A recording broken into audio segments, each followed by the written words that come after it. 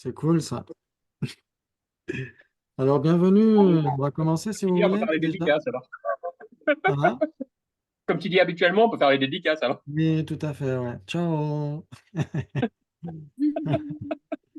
Impeccable. Très bien, bienvenue. Et donc, on va commencer. Normalement, il y a l'enregistrement déjà. OK, parfait. Donc, tout va bien. Et donc, salut Maria. On peut faire une méditation si vous voulez pour commencer. Ouais. OK, très bien. Donc, comme d'habitude, avec la posture agréable, flexible, détendue, tout ça. Et avec l'esprit le plus stable, clair et intense possible. Vous pouvez visualiser votre maître racine dans l'espace en face de vous, à une distance d'une prosternation. Il vous sourit, il vous accepte exactement tel que vous êtes. Et son sourire bienveillant nous exhorte à ne pas rester dans la souffrance. Nous pouvons rejoindre son état éveillé pour que les conditions soient appropriées. Ouais. Ok, très bien.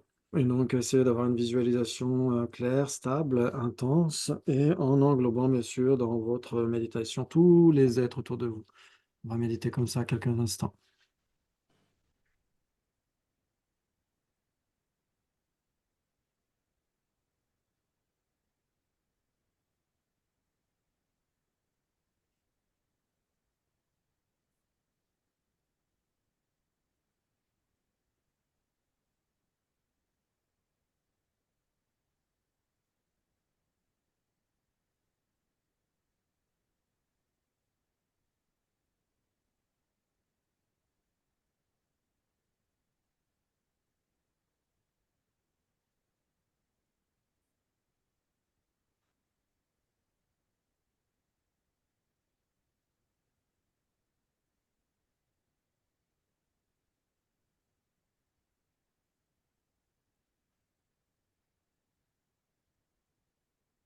Et donc, essayez d'englober tous les êtres dans votre bienveillance infinie.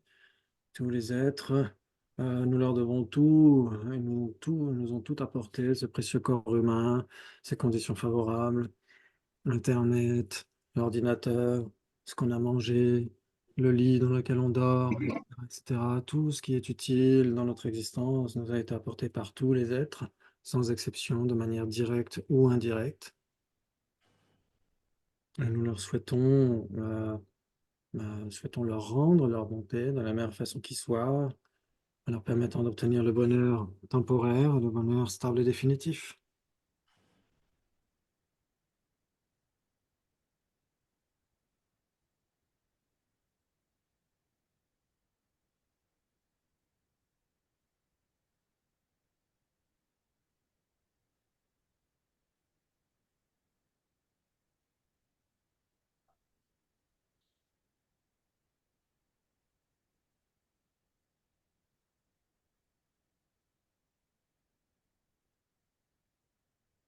Même s'ils aspirent tous au bonheur auquel ils ont droit, depuis des temps sans commencement, ils n'arrivent pas à obtenir le bonheur par confusion, plantent les graines de la souffrance et se détournent des causes du bonheur comme s'il était leur pire ennemi.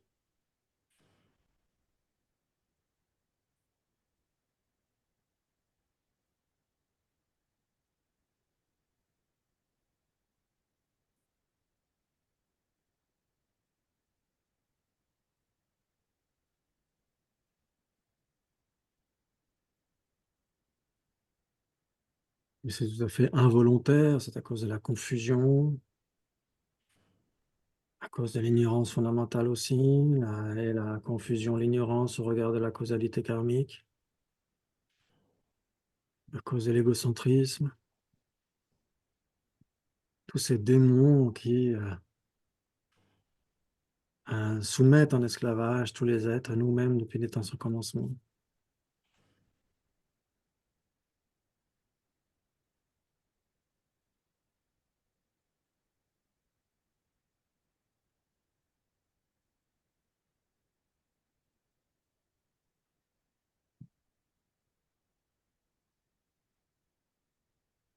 Donc, on peut associer cette compassion immense quand on constate toute leur souffrance. Depuis des temps sans commencement, ils n'ont jamais eu de vraies vacances au regard des souffrances. On peut associer à cette compassion la responsabilité universelle. Puissais-je à moi seul faire en sorte qu'ils échappent à la souffrance et à ses causes?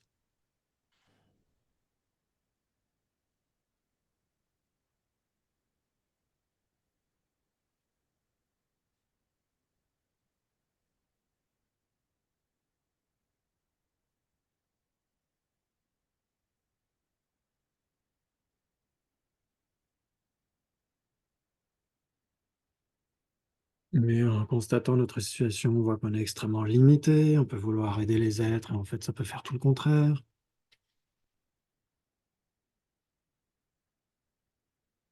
On dit que l'enfer est pavé de bonnes intentions. Nous avons besoin de discernement, nous avons besoin de la sagesse parfaite, la compassion parfaite, la puissance parfaite pour aider tous les êtres sans exception à épanouir ce trésor merveilleux qu'ils ont au sein de leur esprit.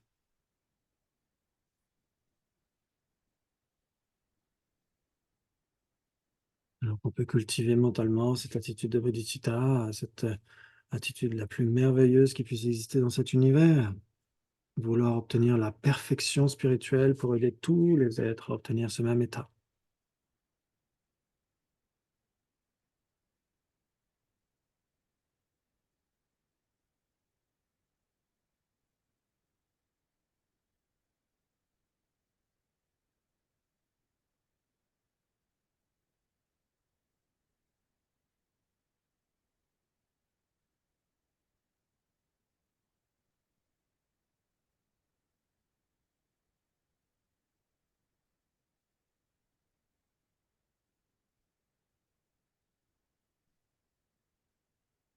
Et avec cette motivation très puissante, on se dit: «Mais comment faire pour obtenir ce bonheur infini et aider tous les êtres et se réveiller du cauchemar?» En réalisant la nature des choses, la nature de notre esprit, en réalisant l'ultime. Donc on peut méditer sur le fait que tous les êtres, nous-mêmes, notre méditation, notre attitude, sont totalement interdépendants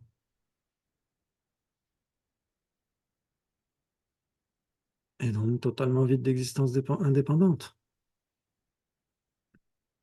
totalement vides d'existence absolue.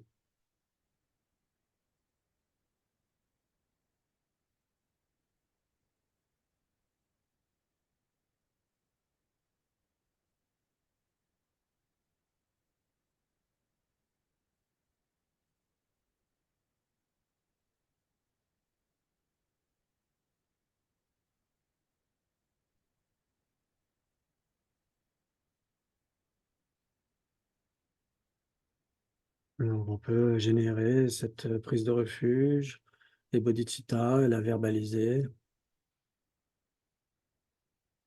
en tibétain, parce que c'est auspicieux, ça a été composé par Lama Atisha lui-même. Mais vous pouvez bien sûr le faire dans votre langue, vous pouvez le faire en anglais, en swahili, en hébreu, en brésilien, comme vous voulez. Du moment qu'on ressente quelque chose, quand on récite cette strophe. Sangye chudon soki chonam la chanjo bardo dani kyapsuchi. Dagi jinzo give tsoknamki. Dola benjera sangye duba sho sangye chudon soki chonam la. Chanjo bardo dani kyapsuchi. Dagi jinzo give tsoknamki. Dola benjera sangye duba sho sangye chudon soki chonam la. Chanjo bardo dani kyapsuchi. Dagi jinzogi ve tsognamki dola penjere songe doba sho.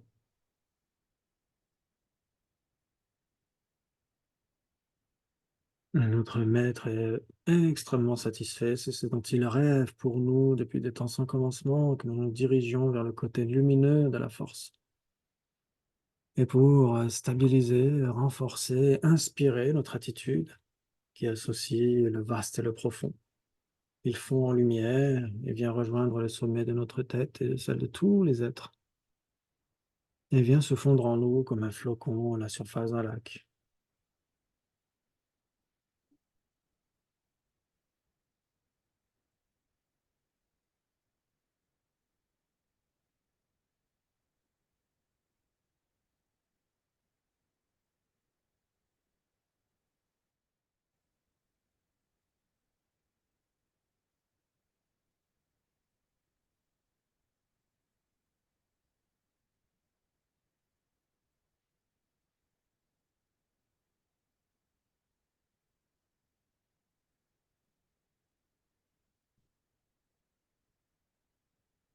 Merci beaucoup. Le patron est là. Faites bien attention à ce que vous allez dire. Salut, Steven. Salut. De toute façon, c'est tout enregistré, donc Et en plus, de toute façon. Eh bien, super. Très bien. Donc, de quoi est-ce qu'on a parlé hier?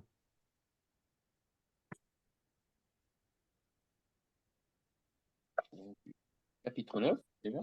Deux, pardon. Du chapitre 9, Du déjà, je sais chapitre pas si ça te va. 9. Ah oui, ok. Là, on peut faire les dédicaces.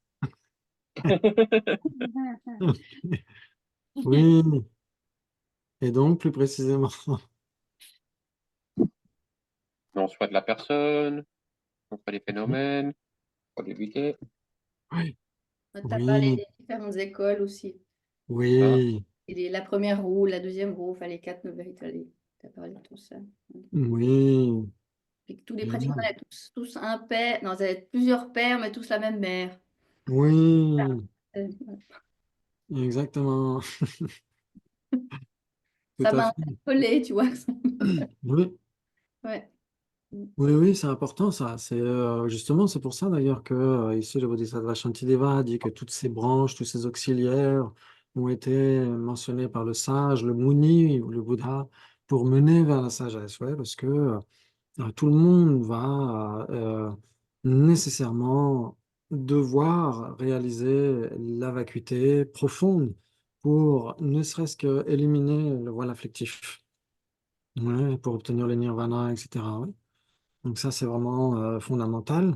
Ça veut dire que même si on cultive le renoncement, même si on cultive en plus bodhicitta, mais que on ne réalise pas la dépendance la plus subtile, on ne peut pas éliminer les voiles. Ouais, c'est ce que dit Lama Tsongkhapa dans le Lamso Namsum, les trois aspects principaux de la voie. Ouais. Nelo tope shiramide na nye juncheon sosen la gondie kya. Sipe tsawa cheba minupe de che tende tobe talabe. Ouais, il dit que même si on s'est entraîné dans le renoncement et bodhicitta, si on ne réalise pas le mode d'être tel qu'il est, il est impossible de trancher la racine du samsara. Et donc, efforçons-nous de cultiver les méthodes pour réaliser l'interdépendance, ouais, l'existence dépendante. C'est intéressant parce qu'il dit pas pour réaliser la vacuité, il dit pour réaliser l'interdépendance. Ouais. Comme ça s'applique à tout le monde, toutes les écoles. Toutes les écoles philosophiques acceptent une certaine dépendance. Et même les non-tenants, comme on l'a dit hier, ouais. Si vous avez le chien qui a la dalle, vous secouez le paquet de croquettes, il va tout de suite faire le lien entre la cause et l'effet. Ouais. Donc, ça, c'est normal, ouais. Ou même le chat, etc. Ouais. Donc, il n'y a pas besoin d'être bouddhiste ou d'être un philosophe pour faire une compréhension, pour avoir une compréhension de la causalité. Ouais. Ouais, ça vous parle? Ok, très bien. Et donc, ensuite, on a dit, en effet, et même cette première strophe du chapitre 9 qui dit, si on veut se débarrasser de la souffrance, il faut de toute façon développer la sagesse. Ouais. Donc, c'est la sagesse qui permet de se réveiller du cauchemar interminable du samsara. Ouais. Ok, très bien, la sagesse de la vacuité.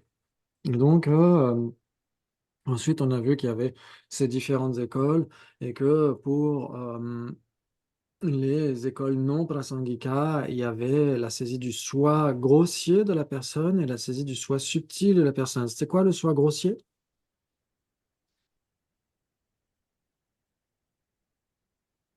Permanent, unitaire et indépendant, je crois. Mm. Indivisible. Exactement. Faire maintenant, unitaire ou indivisible et autonome. Ouais. Totalement. Ouais, c'est ça qu'on avait vu. On avait vu que parce que les non-bouddhistes considéraient qu'il y avait la causalité karmique et que telle personne accumulait un karma il y a très longtemps, il y a très très très longtemps, au cours de plusieurs ères cosmiques même, hein, par le passé, etc. Et donc, il faut que ce soit la même personne qui éprouve les fruits karmiques, sinon la personne aura changé, c'est plus la même. Donc, un tel bosse pendant un mois et une autre personne arrive pour récupérer le salaire. Ouais, c'est ce qu'il dirait, par exemple. Et donc, ce serait pas juste. Et donc, il faut que ce soit exactement la même personne. Ouais. Ouais. Ok, très bien. Donc c'est pourquoi ils disent que la personne doit être permanente. Et on peut avoir même cette saisie de manière spontanée. Chez les Prasangika, cette saisie permanente, unitaire et autonome, elle est considérée comme totalement, tellement grossière qu'elle n'est pas innée, qu'elle est philosophiquement acquise. Ouais. Mais on peut spontanément parfois se sentir permanent. Ouais, on peut avoir cette notion de permanence. Ouais. Quand on dit l'année prochaine, je ferai ci, je ferai ça, etc. L'année dernière, j'ai fait ci, j'ai fait ça, etc., etc. On a l'impression que c'est exactement la même personne. Ouais, alors que c'est le même continuum, mais c'est pas exactement la même personne. Ouais, on a changé, on aura changé, etc. Et rien ne dit qu'on puisse mener à bien ces projets de l'année prochaine. Ouais, si ça se trouve, ce sera d'autres agrégats. Ouais, on n'en sait rien. Ouais. Ok, après, ça ne veut pas dire qu'on ne doit pas faire de projets, etc. C'est important de faire des projets et tout. Mais on sait très bien que c'est juste comme ça. C'est un petit peu flottant dans l'air. On n'en sait rien si on pourra les mener à bien ou pas. Ouais, ça vous parle? Mhm. Ok, très bien, très bien, très bien. Et ensuite, on a parlé de l'absence d'un soi autosuffisant substantiel. Ah, là, c'est plus croustillant. Là, c'est plus praliné. Là, c'est plus ganache. Ganache, praliné, croustillant, feuilleté. C'est tout ça en même temps. Ouais, ça voulait dire quoi? Autosuffisant et substantiel? C'est un petit peu comme si le moi était le contrôleur des agrégats, quoi, était au-dessus des agrégats. Oui, Il dépendait pas d'eux, mais oui, exactement. Ouais, comme si on pouvait, d'un coup de baguette magique, changer notre corps contre un corps splendide, qui ne tombe jamais malade, le corps d'une déité, etc., où on remplacerait notre esprit très limité par l'esprit d'une déité de sagesse, etc. On dirait oui. Ouais, ouais. comme si on a Mais l'impression. on pourrait pas rester la même personne si on faisait ça. Exactement, Sauf tout à qu'on fait. imagine qu'on peut rester la même personne tout en changeant de corps et d'esprit, quoi. Oui, exactement. Tout à fait. Ouais, ouais, tout à fait. Donc c'est un petit peu ça. C'est comme si les agrégats dépendaient plus de la personne que la personne dépend des agrégats. Ouais. C'est un petit peu ça. Donc ça, c'est surtout la notion d'autosuffisance. Et substantielle, vous vous souvenez, on avait vu qu'il y a en philosophie bouddhiste en général, comme dit sa sainteté dans, je crois que c'est dans Appearing and Empty avec la Vénérable Tenshōden, mais je suis pas sûr si c'est vraiment celui-ci ou si c'est l'un des livres qui précèdent. Il y a les trois derniers livres qui sont sur le non-soi et sur la vacuité que j'ai oublié de mettre d'ailleurs dans la petite bibliographie. Mais à un moment donné, il dit en effet que quand on dit autosuffisant et substantiel, l'existence substantielle par opposition à l'existence imputée, il cite le Nirnaya Samgraha de Arya Asanga. Et il dit toutes les écoles acceptent ces divisions. Ouais, toutes les écoles. Ouais, donc même les prasangika vont dire qu'il y a des phénomènes qui ont une existence substantielle dans le sens de appréhensible de manière autosuffisante.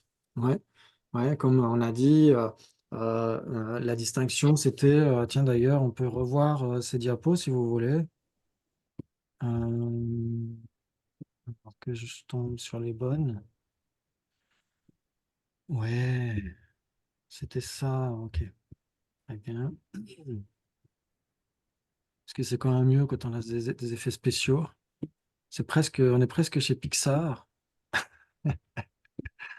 Ok. Ok, donc on avait vu philosophiquement acquis, ok, soit permanent, unitaire, autonome. Donc ça, c'est pour les prasangika, ouais. Que, en effet, il est impossible de trouver un soi qui puisse avoir une entité, qui puisse être une entité différente des agrégats. Et ensuite, on avait parlé de l'inné et de l'acquis, tout à fait. Et ensuite, on avait vu qu'il y avait autosuffisant et substantiel, voilà, existence substantielle dans le sens appréhensible de manière autosuffisante. Ouais, alors que existant imputé qui n'est pas appréhensible de manière autosuffisante. Ouais, ça, on avait vu qu'il y avait cette différence entre le corps et la personne. Vous vous souvenez, le corps, quand vous appréhendez le visage de quelqu'un, vous appréhendez son corps de toute façon, parce que le visage, c'est de la matière, le corps, c'est de la matière. Vous êtes d'accord? Ouais, ok. Alors que la personne, c'était quoi la définition d'une personne? C'est un phénomène qui est établi sur la base de l'un des cinq agrégats. Oui, c'est un jeu ou un individu Hein. imputé en dépendance de tout ou partie de ces agrégats, ou de l'un ou l'autre de ces agrégats. Ouais, c'est un petit peu comme ça qu'on peut la définir. Et en effet, la personne, comme on l'a dit hier, elle est impermanente, vous êtes d'accord? Ouais. Et on a dit la personne n'est pas son corps, vous êtes d'accord? Et la personne n'est pas son esprit, vous êtes d'accord? Oui, Donc la personne est un impermanent qui n'est ni matière ni conscience. Et ça, c'est la définition d'un composé non associé. associé. OK. Et donc, puisque la personne est impermanente et qu'elle n'est pas son corps et qu'elle n'est pas son esprit, comment est-ce qu'on fait pour voir la personne? On regarde son corps, on voit son visage, on entend sa voix, etc. Vous êtes d'accord? Mm. Ouais. Donc ça veut dire que quand on a besoin pour appréhender un phénomène impermanent de réaliser quelque chose qui n'est pas de sa nature, ça veut dire que la matière, c'est pas la nature de la personne. Ouais. Ça veut dire que ce phénomène est un existant imputé. Ouais. Ce n'est pas un existant substantiel. Or, notre erreur fondamentale, et toutes les écoles philosophiques bouddhistes seront d'accord là-dessus, c'est qu'on a de toute façon une erreur fondamentale au regard de la personne. On est persuadé qu'elle nous apparaît sans avoir besoin de dépendre d'autre chose.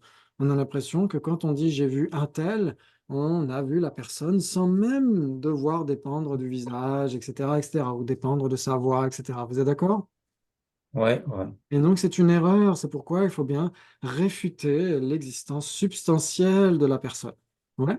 Ok. Donc, bien sûr, après, on pourrait jouer sur les mots. On pourrait dire que oui, les prasangika, quand ils parlent d'existence substantielle, pour eux, ça renvoie à parler d'existence inhérente. Mais là, on est en train de parler d'un existence substantielle appréhensible de manière autosuffisante. C'est de ça qu'il s'agit. Ouais? Ok. Donc, ça, c'est très, très, très important. Ok, et ensuite il y a le soi inhérent. Ouais, parce que comme dit sa sainteté, là c'est sûr, c'est dans Appearing and Empty avec la Vénérable Tutanchamun. Il dit qu'en effet, c'est ce qu'on avait vu hier, que la plupart des afflictions qu'on a au quotidien sont grossières. Ça veut dire qu'elles naissent en dépendance de la saisie grossière de la personne, à cause de la saisie d'un soi autosuffisant et substantiel de la personne. Ouais. Et donc il dit, on ne peut pas s'attaquer à l'existence inhérente tant qu'on n'a pas déjà éliminé la saisie grossière. Ouais. C'est exactement comme quand on a dit, vous faites tomber votre t-shirt dans la boue, ou vous retirez d'abord les gros grumeaux, les gros morceaux de boue, et c'est ensuite que vous retirez les traces subtiles. Vous êtes d'accord? Ouais. Ok, et donc c'est pourquoi c'est presque impossible de s'attaquer à l'existence inhérente, à la saisie d'existence inhérente, si on ne sait pas d'abord attaquer à la saisie grossière, la saisie d'un soi autosuffisant et substantiel. Ouais, donc c'est important de méditer là-dessus, de méditer sur l'absence de soi autosuffisant et substantiel de la personne, de se dire que la personne est nécessairement un phénomène imputé en dépendance du corps et de l'esprit, mais n'est ni le corps ni l'esprit et n'est pas le contrôleur autosuffisant du corps et de l'esprit. Ouais, la personne n'est ni son corps ni son esprit, mais existe en dépendance d'eux. Ouais, ça joue? Ok, bravo. Très bien. Et ensuite, le soi inhérent. Ok, est-ce qu'on va aller là-dedans pour l'instant ou pas? On pourrait dire oui, ok, on pourrait aller là-dedans. Ok, parce que le soi inhérent, c'est à ça que le Bodhisattva Shantideva va s'attaquer aussi, puisqu'il est prasangika, comme vous le savez. Ouais. Donc, on a vu hier que quand on recherche ses clés dans la maison, alors je vais enlever la diapo parce que vous allez la lire et vous n'allez pas m'écouter. Mm. On a dit hier que si vous perdez vos clés dans la maison, vous êtes sûr que vous les aviez en sortant de la voiture et après vous ne savez plus où vous les avez mises. Ouais, vous savez que c'est à la maison. Si vous les cherchez bien, vous devez nécessairement les trouver. Vous êtes d'accord? Conventionnellement, oui. Oui, exactement. Ouais. Ok, très bien. Mais comme on a dit hier, en effet, si par exemple vous avez un rendez-vous très urgent et que vous cherchez vos clés partout et que vos potes vous disent tu les recherches conventionnellement ou ultimement? Là, ça vous mettrait de travers, non? Vous diriez, mais c'est pas du tout le propos, je cherche mes clés, un point, c'est tout. Ouais, vous êtes d'accord? Mhm. Ok, très bien. Et donc, si on cherche nos clés, qu'elles sont là, est-ce qu'on doit pouvoir les trouver si on les cherche correctement? Ouais, ouais. Oui, Normalement, oui. exactement. Ouais, très bien. Ok. Donc ça, maintenant, si on se pose la question, vous les avez trouvés, mais vous n'êtes pas satisfait une simple recherche conventionnelle. Vous recherchez maintenant, mais vous dites, mais là, vous avez le temps, vous avez plus de rendez-vous, etc. Vous avez le temps de méditer, etc. sur le non-soi et la vacuité. Vous dites, ok, j'ai trouvé mes clés, mais qu'est-ce que vraiment une clé? C'est quoi vraiment exactement de son propre côté? Ouais. Et donc, à ce moment-là, qu'est-ce que vous faites? Une recherche conventionnelle ou une recherche ultime? Ultime. Ultime, exactement. Exactement. Ça veut dire qu'on recherche des clés ultimes. On recherche des clés inhérentes. Ouais. Et donc, on recherche les clés dans leur base d'imputation. Ouais, comme on a dit, exister de manière inhérente, ça veut dire exister de son propre côté, ça veut dire exister dans la base d'imputation, ça veut dire exister dans l'ensemble des caractéristiques elles-mêmes. Oui, c'est ça que ça veut dire. OK. Et donc, pour la personne, vous savez que la base d'imputation, ce sont les cinq agrégats. Ouais, ouais, ça vous le savez. Ouais, les cinq agrégats en dépendance desquels on impute la personne. Alors, comme Ariana Gardner dans le Bodhicitta Vivarana dira, en gros, quand on parle des agrégats, on parle de tous les impermanents. Ouais. Sauf que on ne désigne pas une personne en dépendance d'une tasse. Vous êtes d'accord? Ouais. Même si cette tasse fait partie de l'agrégat des formes. Ouais. C'est une forme, c'est un impermanent, et donc ça fait nécessairement partie de l'agrégat des formes. Mais ce n'est pas l'agrégat en dépendance duquel on impute la personne. On impute la personne en dépendance des formes internes, les formes incluses dans son continuum. Ouais. Ok, ça c'est très important. Très bien. Donc, quand on dit les agrégats, skandha en sanskrit, et le Bouddha, quand il en a parlé, il a pris plusieurs tas. Un tas de riz, un tas de blé, un tas de sable, etc. Ouais, skandha, ça veut dire tas. Ouais, ok. Et donc, les tas sont ainsi désignés car lorsque le Bouddha les enseigna, il entassa divers grains du riz, etc., en cinq amas pour représenter les catégories des phénomènes impermanents. Ouais, si vous lisez Meditation on Emptiness de Jeffrey Hopkins, il parle de ça aussi. Ouais, il en parle très bien. Ok, il en parlait très bien. Ok, et donc il y a les cinq agrégats qui sont cinq tas. Ouais. Les cinq agrégats, c'est quoi? Vous les connaissez par cœur comme un mantra? Paf, paf, pif, paf, pouf. Forme, affect, discrimination, facteur composé, conscience. Ouais, forme, sensation, Affect, sensation, ouais. hmm, et identification ou discrimination, c'est pareil. Ouais, identification, ensuite facteur composé, très bien, et conscience, bravo, exactement. Ouais, comme on l'a dit, la personne n'est pas son corps. Ouais, sinon, on ne pourrait pas dire que la personne est plutôt maligne, triste, joyeuse, etc. Parce que le corps n'est ni malin, ni triste, ni joyeux, etc. Vous êtes d'accord? Ouais. Ok. Et la personne n'est pas sa conscience non plus, parce que sinon, on ne pourrait pas dire cette personne est jeune, âgée, assise, debout, en train de faire du vélo, etc. Ouais. Ok. Très bien, très bien. Et donc ici, on recherche la personne ultime, une personne ultime, inhérente. Ouais, c'est ça qu'on recherche. C'est pas simplement une personne conventionnelle. Vous êtes d'accord? Parce qu'hier, on a dit, pour les Sautrantika, ils savent très bien que le tout n'est pas équivalent à ses parties. Ouais, si vous prenez une table, elle a cinq parties, quatre pieds, un plateau. Vous êtes d'accord?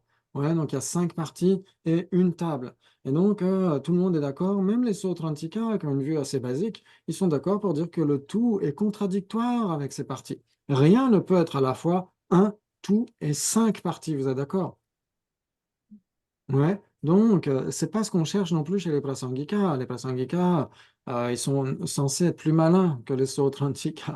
Donc si on dit qu'ils recherchent le tout, est-ce que le tout est équivalent à ces parties ou pas? Non, puisque les autres écoles y arrivent très bien déjà. Ouais, donc les Prasangika recherchent un tout absolu, un tout inhérent, intrinsèque, ouais, indépendant, ultime. C'est ça qu'ils recherchent. Ouais. Ok. Et donc, comme vous le savez, si ça existe, c'est soit un, soit différent. Vous êtes d'accord? C'est ce qu'on a vu hier aussi. Ouais. C'est soit un, soit différent. Maintenant, ils vont rechercher la personne dans les agrégats comme étant est-ce que la personne ultime se trouve dans toute ou partie des agrégats ou pas? Ouais. Et donc forcément, quelle est la conclusion? On trouve pas. On ne la trouve pas exactement, tout à fait. Elle est la personne ultime, elle n'est pas dans les agrégats, elle ne se retrouve pas comme étant l'un ou l'autre des agrégats, ni comme étant leur ensemble, c'est impossible. Ouais, ok. Et donc, bien sûr, ça dépend de plusieurs raisonnements qui sont effectués, c'est ce qu'on a vu aussi hier, ouais. Ok, donc ça veut dire quoi? Ça veut dire que ce serait comme trouver un serpent en lieu et place d'une corde. Ouais, trouver une personne absolue là où se trouvent les agrégats, ouais, en lieu et place des agrégats, ce serait exactement la même erreur que de dire il y a un serpent en lieu et place d'une corde. Ouais, ça joue? Ok, et donc il n'y a pas du tout de serpent en lieu et place d'une corde, il y a juste une corde. Ouais, ok, très bien. Donc, ce qu'il faut essayer de faire comme distinction malgré tout, c'est que le serpent est un total non existant. Ouais, il n'existe pas en lieu et place de la corde. Ouais. Ouais, le serpent qui serait à la place de la corde, c'est un non-existant total. La personne conventionnelle existe. Ouais. Mais elle ne peut pas être trouvée dans ces agrégats, en lieu et place des agrégats, parce que sinon, ça voudrait dire qu'elle aurait une existence ultime, que ce serait une personne ultime. Ouais. Or, conventionnellement, la personne existe. Ouais. Le serpent en lieu et place de la corde, lui, n'existe pas. Donc, c'est là où l'exemple a ses limites. Ouais. Ok, très bien. Est-ce que ça parle à tout le monde jusqu'à maintenant ou c'est du total charabia? Moi, c'est bon. Ouais. C'est bon. Oui, ok. En général, je regarde les sourcils pour voir si c'est bon. Bon, pour moi, Ok. c'est plus ou moins. Plus ou moins. Ok, très bien. Donc, ça tombe bien parce que j'ai d'autres diapos qui peuvent expliquer cela. Ouais, parce que justement, on est toujours dans la partie du texte qui mentionne ça, ouais, qui dit que on a les deux vérités. Donc, justement, on va essayer de reparler de ça. On va essayer de reprendre le texte pour être sûr qu'on est tous à la même page. Et ça va nous permettre d'expliquer un peu mieux ça. Donc, on est toujours dans la partie la sagesse, etc. OK. Très bien. Et donc, on a vu un petit peu les définitions des deux vérités. Ouais, on a vu qu'il y avait vérité relative qui peut être considérée comme vérité voilée ou obscurcissante, ouais, ou vérité conventionnelle. Il y a plusieurs sens. C'est ça qu'on a vu hier. Et vérité ultime, ouais, d'un autre côté. OK, donc ça, c'est ce qu'on a vu aussi. Et à un moment donné, voilà. On a vu qu'il y avait les individus qui étaient de deux types. Ouais, les individus, il y avait les personnes qui ne sont pas des yogis. Ouais, ça veut dire les réalistes ou les essentialistes, les personnes qui adhèrent à une existence en soi, une existence véritable, etc. Ouais. Et les yogis sont les personnes qui ont une compréhension au moins inférentielle de la vacuité, et encore mieux si c'est une réalisation directe. Ouais, on a vu qu'il y avait cette distinction entre les deux. OK. Très bien. Et ensuite, on avait vu que les yogis remettaient en question la vue des personnes ordinaires. Ouais. On pourrait dire les sorciers remettent en question la vue des moldus. On pourrait dire ça. Eh bien, et donc, en effet, parmi eux, les individus mondains, on pourrait dire, sont démentis par les individus, les yogis. Ouais, là, c'est la strophe 3, la fin de la strophe 3. Ouais. Et ensuite, les yogis, à leur tour, se surpassent en intelligence et les plus avancés discréditent ceux qui le sont moins. Ça veut dire qu'il y a différentes écoles, comme vous le savez, et au sein même du Madhyamaka, il y a différents types d'écoles. Ouais, il y en a qui ont une vue plus avancée que d'autres. Les Prasangika, Madhyamika sont les plus avancés. Ouais, ceux qui appartiennent à l'école du Bodhisattva Shantideva. Ok, très bien. Très bien, très bien. Et même chez les pratiquants du Prasangika, certains ont des réalisations plus avancées que d'autres. Par exemple, un Arya Bodhisattva du deuxième Bhumi est supérieur à un Arya Bodhisattva du premier Bhumi. Ouais, et ainsi de suite. Ok, très bien, très bien. Donc ça, c'est facile à comprendre. Enfin, plus facile à comprendre que ce qui vient. Ok. Et donc la strophe 4 dit, grâce à des exemples acceptés par les deux, l'objectif du fruit se situe dans la non-analyse. Ok, donc là c'est déjà un petit peu plus croustillant. Ouais, ok. Donc ça veut dire que non seulement les prasangika comme le Bodhisattva Shantideva et les autres sont capables de dire qu'il y a des phénomènes qui sont factices. Ouais. Par exemple, grâce à la technologie et à la science, je sais parfaitement que vous ne vous trouvez pas dans mon ordinateur. Ouais.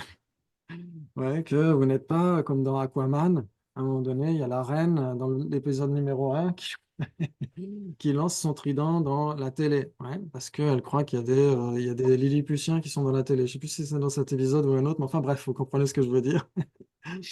C'est que je ne pense pas que vous êtes en effet dans mon écran. Ouais, vous n'êtes pas des Lilliputiens qui êtes assis dans mon ordinateur. Ouais, ok. Donc il y a l'apparence de votre visage, etc. sur l'ordinateur, mais vous n'êtes pas là. Vous êtes chez vous. Vous êtes d'accord? Ah, j'espère. J'espère. Ouais, ok. Sinon, ce serait très, très étroit hein, comme appartement dans mon écran. Ok, très bien. Donc, tout le monde est d'accord, les prasangika et les non-prasangika, pour dire que cette image est fictive. Ouais, Ok, ou que le reflet d'un visage sur le miroir est fictif. Ouais, le reflet donne l'apparence d'être le visage, mais n'est pas le visage, vous êtes d'accord? Ouais. Vous ne brossez pas les dents du reflet sur le miroir. Ouais. Jamais personne ne fait ça. Ouais. Ok, très bien. Donc ça veut dire qu'on sait très bien que ce n'est qu'un reflet. Ouais. Ok, d'accord. Et même les non-prasangikas sont d'accord pour dire oui, il y a des phénomènes fictifs comme ça, etc. Ok, donc ça c'est très important. Et donc les non-prasangikas vont dire oui, bah alors à ce moment-là, on est tous d'accord. On est tous d'accord. Non, on est tous d'accord, on a tous la même réalisation de la vacuité. Est-ce que le fait de comprendre que vous n'êtes pas dans mon ordinateur est une réalisation de votre vacuité? Ce serait plutôt facile, non? Ça serait un peu facile. De votre vacuité, tu as dit? Oui, Non, non, non. Non, ben ouais, non, mais c'est pas possible. c'est juste une compréhension Hmm. qu'un phénomène est fictif. Ouais, Hmm. il y a une illusion qui apparaît ici. Ouais, ouais, si on était capable de revenir dans le passé, par exemple, je sais pas moi, au Moyen Âge, avec un ordinateur, avec une batterie chargée, etc., et qu'on montrait, alors il n'y aurait pas de caméra, etc., donc ça marcherait pas. Mais bon, enfin, euh, imaginez qu'on arrive avec une technologie, avec un iPhone, etc., au Moyen Âge. Ouais. Et donc les gens diraient, waouh, vous êtes un super magicien, etc., etc. Ouais. Et donc après, on leur dit non, ce n'est que quelque chose de totalement fictif. Ils comprendraient. Ils comprendraient ça, ouais, comme les automates, etc. On comprend quelque chose de totalement fictif. Est-ce que ça veut dire qu'on a réalisé la vacuité du phénomène en question? Non, Non, non. pas du tout, en effet. Donc c'est pourquoi il y a quand même une différence. Les prasangika ont quand même une vue beaucoup plus profonde que simplement réaliser un phénomène illusoire comme étant illusoire dans le sens où tout le monde est d'accord là-dessus. Ouais. Est-ce que ça fonctionne jusqu'à maintenant? Mais ils l'ont pas parce qu'ils l'ont pas réalisé, parce qu'ils n'en ont pas une vue directe. Parce que Oui. là, Ou c'est une même compréhension intellectuelle. Même intellectuellement, quand on sait que ce qu'il y a sur l'écran n'est pas vous, ouais, c'est votre apparence, c'est votre Ouais. image, etc., mais ce n'est pas vous, ça, on peut le réaliser directement, etc. Et malgré tout, on n'a pas besoin d'avoir une réalisation ni directe, ni inférentielle à la vacuité pour se rendre compte que c'est totalement fictif. Mhm. Ouais, ok. Quand on Oui, c'est ça. regarde un Ouais. film au cinéma, on sait très bien que c'est fictif, il n'y a pas besoin d'être un Madhyamika pour ça, ouais. Mhm. Ouais, que ce soit quelque chose d'inférentiel ou de direct, quand vous allez au cinéma, vous savez très bien que vous allez voir une fiction. Ouais, ok, très bien. Donc c'est de ça qu'il s'agit ici. Ok, ok, très bien. Et donc c'est là où en effet on va avoir une distinction. C'est ce que dit la suite du texte, donc la fin de la strophe 4, qui dit: Quand les mondains voient les choses produites, ils les conçoivent comme véritables, ouais, et non comme illusoires. Ainsi, les yogis et les mondains se contredisent. C'est là où le Bodhisattva Shantideva dit: Non, nous, Prasangika, ne sommes pas pareils que vous, les moldus, parce que quand vous voyez quelque chose d'impermanent, vous le considérez comme impermanent de manière inhérente, mais Mhm. pas nous. Ouais. Ouais, c'est ce qu'on a dit hier pour les Sautrantika en particulier. La définition d'une vérité ultime, c'est ce qui est ultimement capable d'opérer une fonction. D'un dambar d'un genupétieux, un phénomène ultimement capable d'opérer une fonction. Ouais, ça veut dire que quand on prend par exemple la dépendance causale, ouais, le premier niveau de dépendance, la production dépendante au sens littéral, pour les Sautrantika, mais on pourrait dire même pour les autres écoles, ça implique une dépendance inhérente. Ouais. Oui, c'est-à-dire que la capacité impermanente, c'est pas quelque chose que la personne a en elle-même par soi-même. C'est pas sa propre capacité. C'est en dépendance de ses agrégats ou d'autres choses qu'on peut la qualifier d'impermanente. Oui, Mais elle n'a pas en elle-même la capacité impermanente. oui. Alors, c'est dans sa nature foncière, hein, dès l'instant où un phénomène est produit, il est nécessairement impermanent, donc c'est dans sa Mhm. nature foncière. Ouais, mais C'est pas une capacité qu'il possède. alors si, mais dans les Ouais, deux mais cas, pour les non-prasangika et les prasangika, un impermanent, c'est dans sa nature que d'être impermanent, que d'être produit, etc. Ouais. C'est dans sa nature. Ouais, sauf que pour les non-prasangika, ils vont dire l'effet existe de manière inhérente, il est produit de manière inhérente et il dépend de manière inhérente d'une cause inhérente. Puisque pour les non-prasangika, tout ce qui existe a une existence inhérente. Ah, Non? pour les non-prasangika, oui, mais Ok, très bien. Donc j'ai des diapos là-dessus, ça tombe bien. Ok, c'était là-dessus. Parfait. Parfait. J'ai une question là. Oui, oui, oui, Est-ce que ça serait le film? Tout le monde sait que c'est un film, oui. mais il y en a certains qui croient que les acteurs sont réellement Brad Pitt, machin et tout ça. Ils croient vraiment que c'est des vraies personnes en fait. Ouais. Oui, exactement. Ça veut dire que si, en effet, Enfin, des vraies personnes. Je veux dire qu'ils existent. ouais, Sont inhérent, c'est Brad Pitt, si on veut, quand on le voit sur son... ou quand je prends un exemple. Alors, tout le ouais, monde sait que c'est un film, tout le monde sait que c'est faux. oui, Tu- Enfin, que c'est... Voilà, qu'on est dans un film. Mais par contre, il y en a qui croient, donc c'est pas les Prasangika, si je comprends bien, il y en a qui croient que les acteurs qui jouent ce film sont ouais. réellement des personnes inhérentes. Comme nous. Oui, Comme nous, exactement. d'ailleurs. Exactement. C'est tout à fait ça. Ouais, c'est tout à fait ça. Et même parfois, il y a même des gens qui confondent la personne, l'acteur et son rôle. Ouais, des fois, ils rencontrent un acteur dans la rue et disent alors combien de personnes avez-vous sauvé? Combien de Ouais, vies en plus. avez-vous sauvé? Parce que la personne joue un médecin dans une série. Par contre, même si on sait que c'est fictif, ça n'empêche pas qu'on va réagir, que notre affect va réagir comme si c'était réel, en fait, quand on est dedans. Le- Oui, parce qu'on est la pris dans le peur et les film. choses, voilà, il y a un grasping, voilà, Et c'est c'est ce que dit aussi une erreur. Saint-Saëns dans l'art de la sagesse. Dans l'un des commentaires du 9e chapitre, il dit qu'en effet, la condition minimale et suffisante pour dire qu'un phénomène existe, c'est qu'il est capable d'engendrer douleur, bien-être, etc. en nous. Ouais. Donc même le film existe, puisqu'il est capable d'engendrer des bons sentiments ou de la peur, etc. en nous. Donc le film existe. L'histoire qui se trouve dans le film, là, par contre, c'est autre chose. Ouais, mais le film existe, l'apparence existe, ouais. l'apparence, oui. Parce qu'il Ok. a pas. Oui. Hmm. Et les acteurs existent. Pour montrer cette apparence de médecin, il faut bien que quelqu'un prenne cette apparence-là. Alors ça tombe bien puisque j'ai Spider-Man. Ouais, super.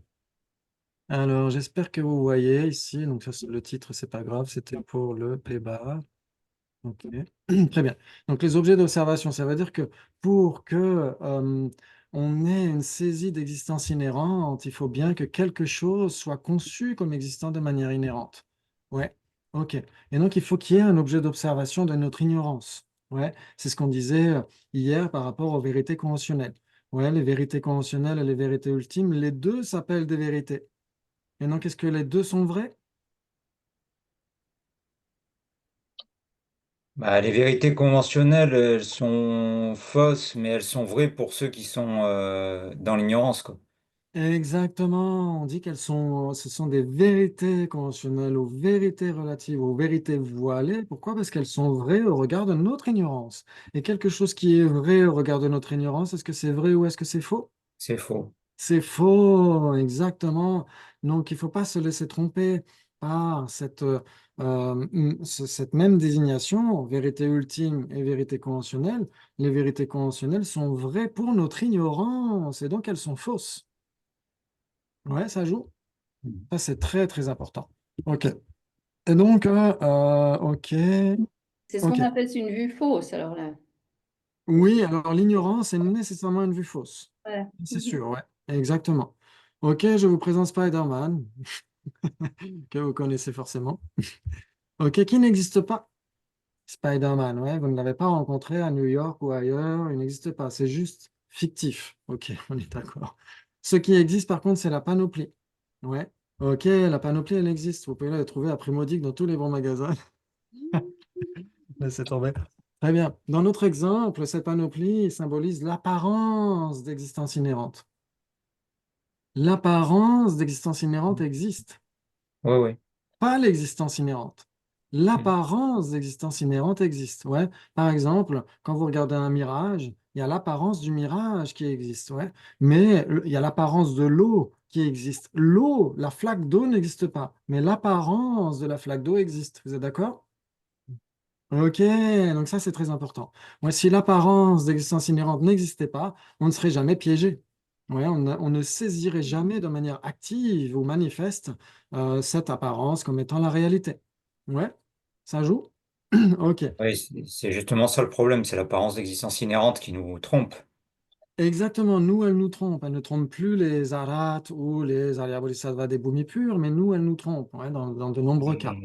Mais Ok. oui, ouais, elles ne trompe plus parce que eux, ils la voient plus peut-être de la même façon. Alors, il la voit toujours, mais il n'y a plus la saisie active du côté du sujet. Il y a toujours l'apparence du côté de l'objet, mais il n'y a plus la saisie active du côté du sujet. Mais il y a exactement la même apparence que pour nous ou pas? Ah oui, oui, oui, Ah, oui, ça quand c'est sûr. même. Oui, de toute façon. Ouais. Ah, parce que je pensais que l'apparence, c'était quand même une déformation karmique, cette Ah apparence-là. non, non, non, non, ça, c'est pas par rapport au karma, c'est par rapport aux empreintes de l'ignorance. Ouais, les D'accord. traces de l'ignorance. C'est ça qui fait qu'il y a cette apparence d'existence inhérente. Ouais, ouais, Un c'est peu, un petit c'est un, peu. Oui, c'est un peu de comprendre comment ils existent, en fait, c'est ça. Ça va pas enlever le fait de les voir, mais ça, on comprend le dessous. Ouais, c'est comme si tu oui, oui, c'est par même ils exemple. existent et comment ils m'apparaissent à mon esprit, en fait. Oui, tout à fait. C'est comme par exemple, imaginons que Tom Holland se balade avec sa panoplie de Spider-Man, etc., et qu'on le rencontre. On sait très bien que c'est pas Spider-Man, même s'il semble être Spider-Man, on sait très bien qu'il ne l'est pas. Donc il y a toujours l'apparence parce qu'il porte toujours le costume de Spider-Man, mais comme on sait qu'il n'y a pas de Spider-Man, il y a toujours son apparence qui est là, ça ne change rien, mais on n'adhère pas à cette apparence. Ouais, si par exemple votre oncle à Noël se déguise en Père Noël, vous savez très bien que c'est votre oncle et que ce n'est pas le Père Noël. Il continue d'apparaître comme étant le Père Noël, mais vous savez que ce n'est pas lui. Ouais, il n'y a pas de saisie active de votre esprit. Il y a toujours l'apparence du côté de l'objet, mais il n'y a plus de saisie active de votre côté. Ça joue ou pas? Oui, ça joue. Par contre, pour le coup de l'apparence, il y a bien un moment donné où on n'a plus d'empreinte après la septième boumie. Là, il y a bien quelque chose qui se passe au niveau de l'apparence. Ah non, non, il y a toujours l'apparence parce que l'apparence, c'est le voile cognitif. Et oui, mais le voile cognitif, quand on le chasse, Et c'est à l'état de Bouddha. ouais, mais on Ou doit pas, à mon alors, avis, ou on ne devrait pas alors, voir les phénomènes avec cette apparence-là, c'est pas ah possible. si, si, mais en réalisation directe de la vacuité, il n'y a plus les apparences dualistes ou à l'état de Bouddha. Mais sinon, il y a toujours l'apparence d'existence inhérente. Ah C'est comme, oui, oui. Mais à c'est l'état de comme, Bouddha, il n'y est plus, oui, ah d'accord. oui, ça c'est Hmm. sûr. Oui, oui, d'accord. Pour sa propre perspective, hein, Oui, oui, oui, bien sûr, bien sûr. parce que comme il est omniscient, il voit la façon dont nous percevons les choses. Donc, il continue de voir l'apparence d'existence inhérente qui se manifeste à notre conscience à nous.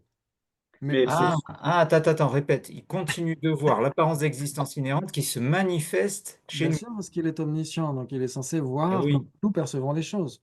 d'accord. Ah oui, Ok, d'accord. Ok, mais la selon sa subtilité, elle est propre là. perspective, il n'y a plus l'apparence d'existence Oui, oui, inhérente. oui. Ah, c'est pour ça que je comprenais pas, oui. Je dis, ok. Ouais. Ok, très bien. j'ai une question.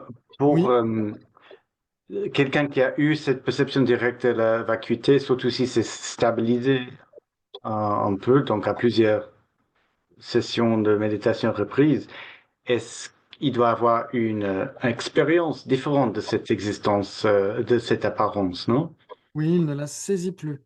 Hmm, Il ne la saisit plus. Ouais, il y a toujours hmm, l'apparence, mais pour lui, ce n'est plus aussi trompeur qu'avant. Ouais, ouais. c'est comme, imaginons qu'on est toujours, je sais pas, quand on était enfant et qu'on croyait au Père Noël et que notre oncle ou notre père se déguisait en Père Noël, etc. Et le jour où on nous dit, bah, le Père Noël n'existe pas, l'année d'après, si notre père ou notre oncle à nouveau met le déguisement du Père Noël, il y a plus la saisie. Il y a toujours l'apparence, mais il n'y a plus la saisie, vous êtes d'accord?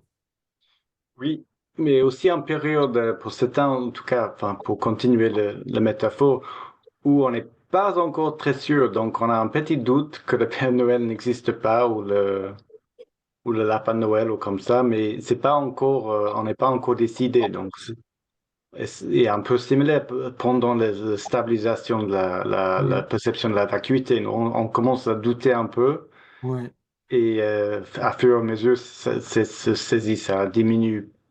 Ouais, en Euh, fait, la perception de la vacuité, ce serait comme si le père ou l'oncle enlève la barbe et le costume de Père Noël devant nous. Et là, comment est-ce qu'on pourrait adhérer après, même s'il la remet, il remet le costume, le bonnet, etc. Là, c'est fini, on peut plus dire, ah bah si, c'est le Père Noël, c'est terminé, il n'y a plus de doute. C'est assez binaire. Oui, exactement. Oui. Alors Parce bien que sûr, j'ai quand même l'impression, enfin, sur la voie de préparation, en tout cas, la certitude de la vacuité se confirme avec le temps et avec la pratique.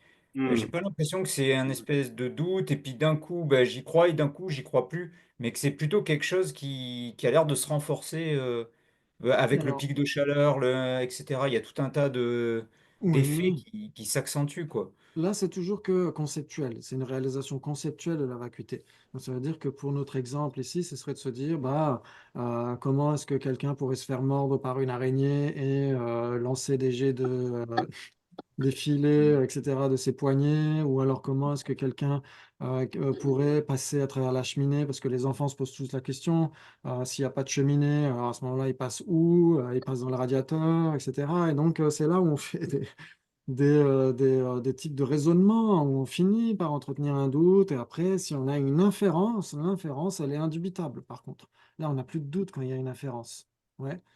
Et donc, pour la vacuité, c'est comme ça. Ça veut dire qu'il faut que la personne passe, qu'elle ait obtenu une concentration infaillible, qu'elle a obtenu shamatha, qu'elle associe à cela la méditation analytique qui va devenir l'union de shamatha et de vipassana.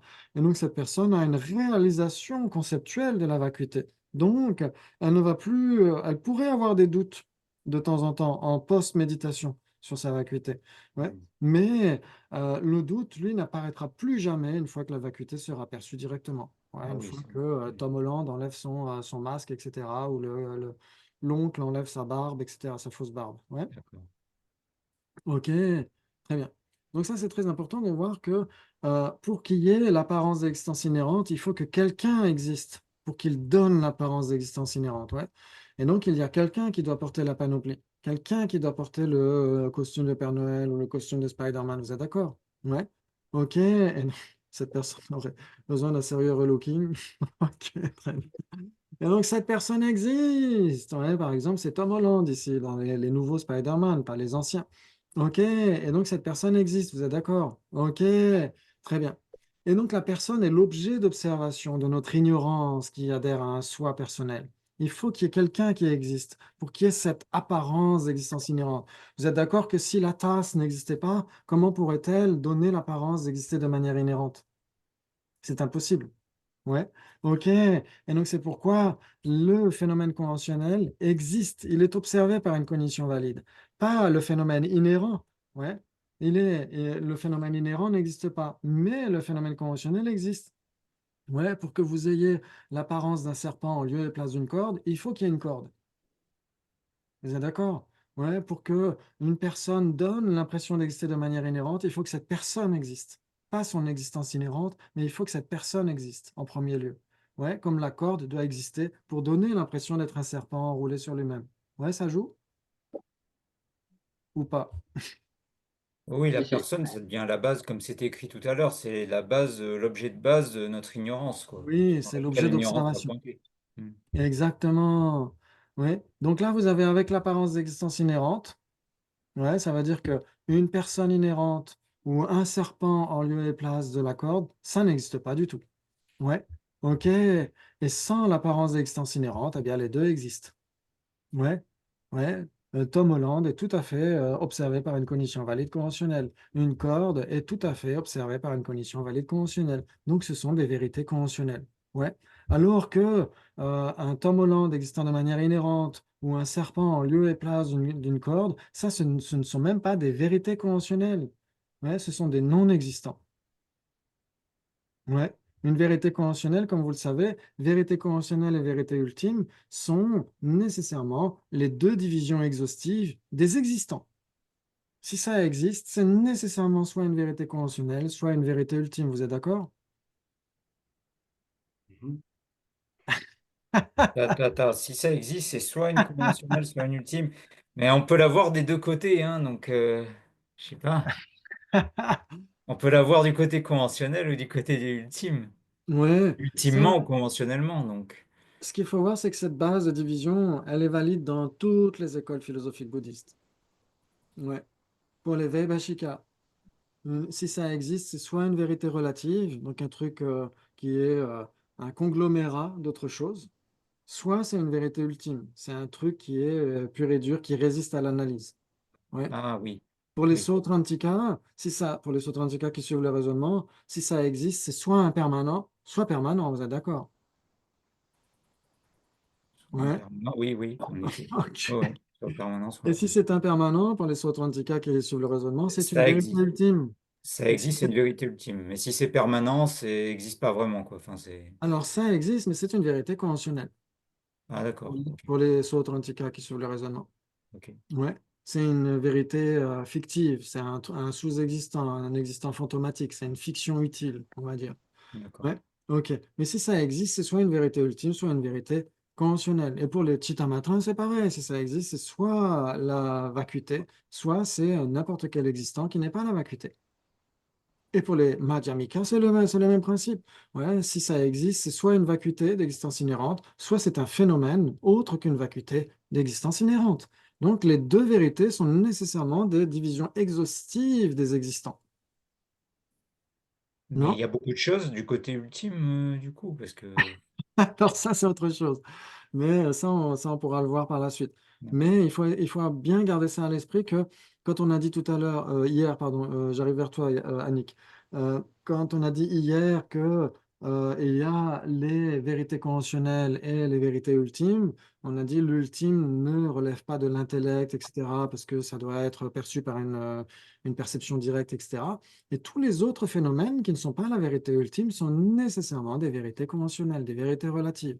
Donc, ce sont les deux divisions exhaustives des existants. Si ça existe, soit ça entre dans le tiroir vérité conventionnelle, soit ça entre dans le tiroir vérité ultime. Ouais, Annick? Mhm. Je m'excuse d'avance, j'ai une question un petit peu polémique, mais je la, je la pose de manière à essayer de mieux pouvoir entrer dans ce que tu expliques. Pourquoi est-ce que tu nous parles tout le temps des autres écoles alors que nous, on est a priori tous de la vue Madhyamika Prasangika, et puis que c'est ça qu'on essaye de comprendre déjà avec pas mal de peine? Pourquoi est-ce que tu vas tout le temps comparer avec les autres écoles? Et en tout cas, dans ce qui me concerne, ça me confuse énormément. Quel est Oui, l'intérêt de tout le temps parler de comment les autres voient les choses? oui. Parce que ça, c'est une très, très bonne question. C'est vraiment très, très, très important parce que les premières écoles, c'est celles qui permettent d'établir les bases. Ouais, les bases, par exemple, dans un texte sur les écoles philosophiques, justement, le Drupal Ritchenchawa, c'est ce qu'il dit. Il dit que une école, si on la comprend bien, ou un tant soit peu, elle permet de comprendre une école qui est juste au-dessus. Et si on comprend l'école qui est juste au-dessus, on comprend d'autant mieux l'école qui est encore au-dessus, etc. C'est comme des marches d'un escalier. Et donc, parfois, justement, on se dit, oui, il faut à tout prix qu'on comprenne le Prasangika parce que toutes les écoles indo-tibétaines clament être Prasangika. Après, quelle est leur description du Prasangika? Là, c'est autre chose. Mais tout le monde clame être Prasangika ou Madhyamika, un tenant de la voie médiane, etc. Et donc, comprendre les écoles plus basiques, c'est justement pour jeter les bases, et bah, c'est le cas de le dire, c'est pour jeter les bases, et ensuite, on va soit confirmer certains points, soit préciser certains autres, voire même en contredire certains, et c'est ça qui va nous mener à comprendre les écoles plus subtiles. Ouais. Je vais compléter si ça va. Parce que, ouais, j'ai souvent eu la même réflexion, les mêmes questionnements et beaucoup d'autres gens. Et je trouvais très utile de vraiment d'essayer de voir euh, comment je comprends les écoles plus bas, les Vaibhashika, ce qu'ils disent. Parce qu'en fait, et en tout cas pour moi, j'ai trouvé que quand on essaie de voir comment vraiment on voit en réalité ultime, on a un peu cette idée en fait que c'est quelque chose qui est solide, qu'on peut pas diviser un peu en idées dans l'atome, quelque chose comme ça. Donc, pour beaucoup de gens, quand on essaie de, oui, faire une méditation sur les autres écoles plus bas, on voit, ça résonne un peu plus facilement avec notre raisonnement un peu instinctif. Tandis que le Madhyamika, ça reste tellement conceptuel que c'est difficile de vraiment s'y mettre dedans, si tu vois ce que je veux dire. Donc de faire un peu des réflexions, surtout les méditations ouais, sur les autres, ça aide à voir pourquoi il y a tout cet cheminement. Pour moi, en tout cas, j'ai eu un peu cette Tout à expérience. fait. Tout à fait. Et Ouais. par exemple, dans Les deux vérités selon les quatre écoles, Geshe-Dreyfus dit que, par exemple, même ne serait-ce que les Vaibhashika ont une stratégie très, très utile. Ouais, parce qu'on a tendance à considérer que la personne, c'est une vérité pure et dure, qui résiste à l'analyse. Mais en fait, si on dissèque, on fait une dissection de ce qu'est une personne, qu'est-ce qu'on va trouver? En fait, on va trouver les agrégats, par exemple. Ouais, si on dissèque les formes, on va les distinguer en plusieurs types de formes, 5, 10, etc. Ouais. Pour les sensations, c'est pareil. Les sensations, il y a des sensations plaisantes, déplaisantes, neutres, des sensations visuelles, auditives, olfactives, gustatives, tactiles, mentales, etc. Ouais. Et donc, les Vaibhashika, ils disent que tout ce qui est composite, c'est du made in China. Ouais, ça s'effrite, ça tient pas la route. C'est très, comment c'est très fragile d'une certaine manière. Alors que les briques constitutives de l'univers, comme le boson de Higgs, enfin, je ne sais pas s'il existe vraiment ou s'il a été découvert, mais, mais les briques constitutives de l'univers, elles résistent à l'analyse. Ouais, les Vaibhashika, ils cherchent les Lego, les briques des Lego. Ouais, ils ne se préoccupent pas d'un château fait de Lego, parce que ça, c'est facilement, on peut le casser facilement. Mais ils vont dire qu'une brique de Lego, c'est beaucoup plus résistant. Ouais, je ne sais pas si vous avez déjà marché pieds nus sur une brique de Lego. Ça fait très mal. Ouais, donc ça résiste à l'analyse de point de vue Vaibhashika. Ouais, ils vont dire que si on dissèque, on dissèque, on divise, on divise, on divise, tout ce qui ne peut plus être divisé, ça résiste à l'analyse ultime. Et donc ça, c'est un existant substantiel, c'est une vérité ultime. Et tout le reste qui est composite, c'est du made in China, c'est de la vérité relative. Et donc ils vont dire que la personne est une vérité relative parce que c'est composite. Et donc, quand on l'analyse dans toutes ses parties constituantes, il n'y a rien de plus impersonnel qu'une particule infinitésimale, il n'y a rien de plus impersonnel qu'un instant infinitésimal de conscience, etc. Ouais. Donc, c'est déjà une stratégie très, très utile pour comprendre le non-soi. Et ensuite, après, bien sûr, on passe aux autres écoles, etc. On essaie de comprendre les points plus approfondis. Mais rien que de comprendre le point de vue Vaibhashika, c'est déjà très, très utile, non? Ok, très bien. Est-ce que ça joue pour tout le monde? Parfait. Et Ok. si j'ai compris, c'est aussi de continuer à honorer aussi les écoles primaires aussi par rapport à ça. Tout En a tout été cas, les là-dessus. respecter, ouais. C'est ce que dit C'est d'en tenir compte que c'est pas moins bien. Enfin voilà, enfin, c'est comme ouais, ça que je comprends aussi. ouais, c'est exactement ce que dit Kensho Jime Wampo dans le Duttari Chenjawa, ouais, dans la guirlande des vues philosophiques. Il dit, sous prétexte qu'on est prasangika, on ne devrait pas dédaigner ou maîtriser les écoles plus basiques parce que justement, elles nous aident à comprendre le prasangika. Ouais. Ouais, c'est très très utile. Juste pour résumer, les vérités ultimes de chaque école, donc pour les Vaibhashika, c'est les briques constitutifs. Oui, Pour les Sotantrika, c'est les impermanents. pour les Sotrantika qui suivent le raisonnement, ouais. Ouais. Pour les Chittamatrins, c'est la vacuité ou les natures parfaitement établies. C'est Oui, pareil.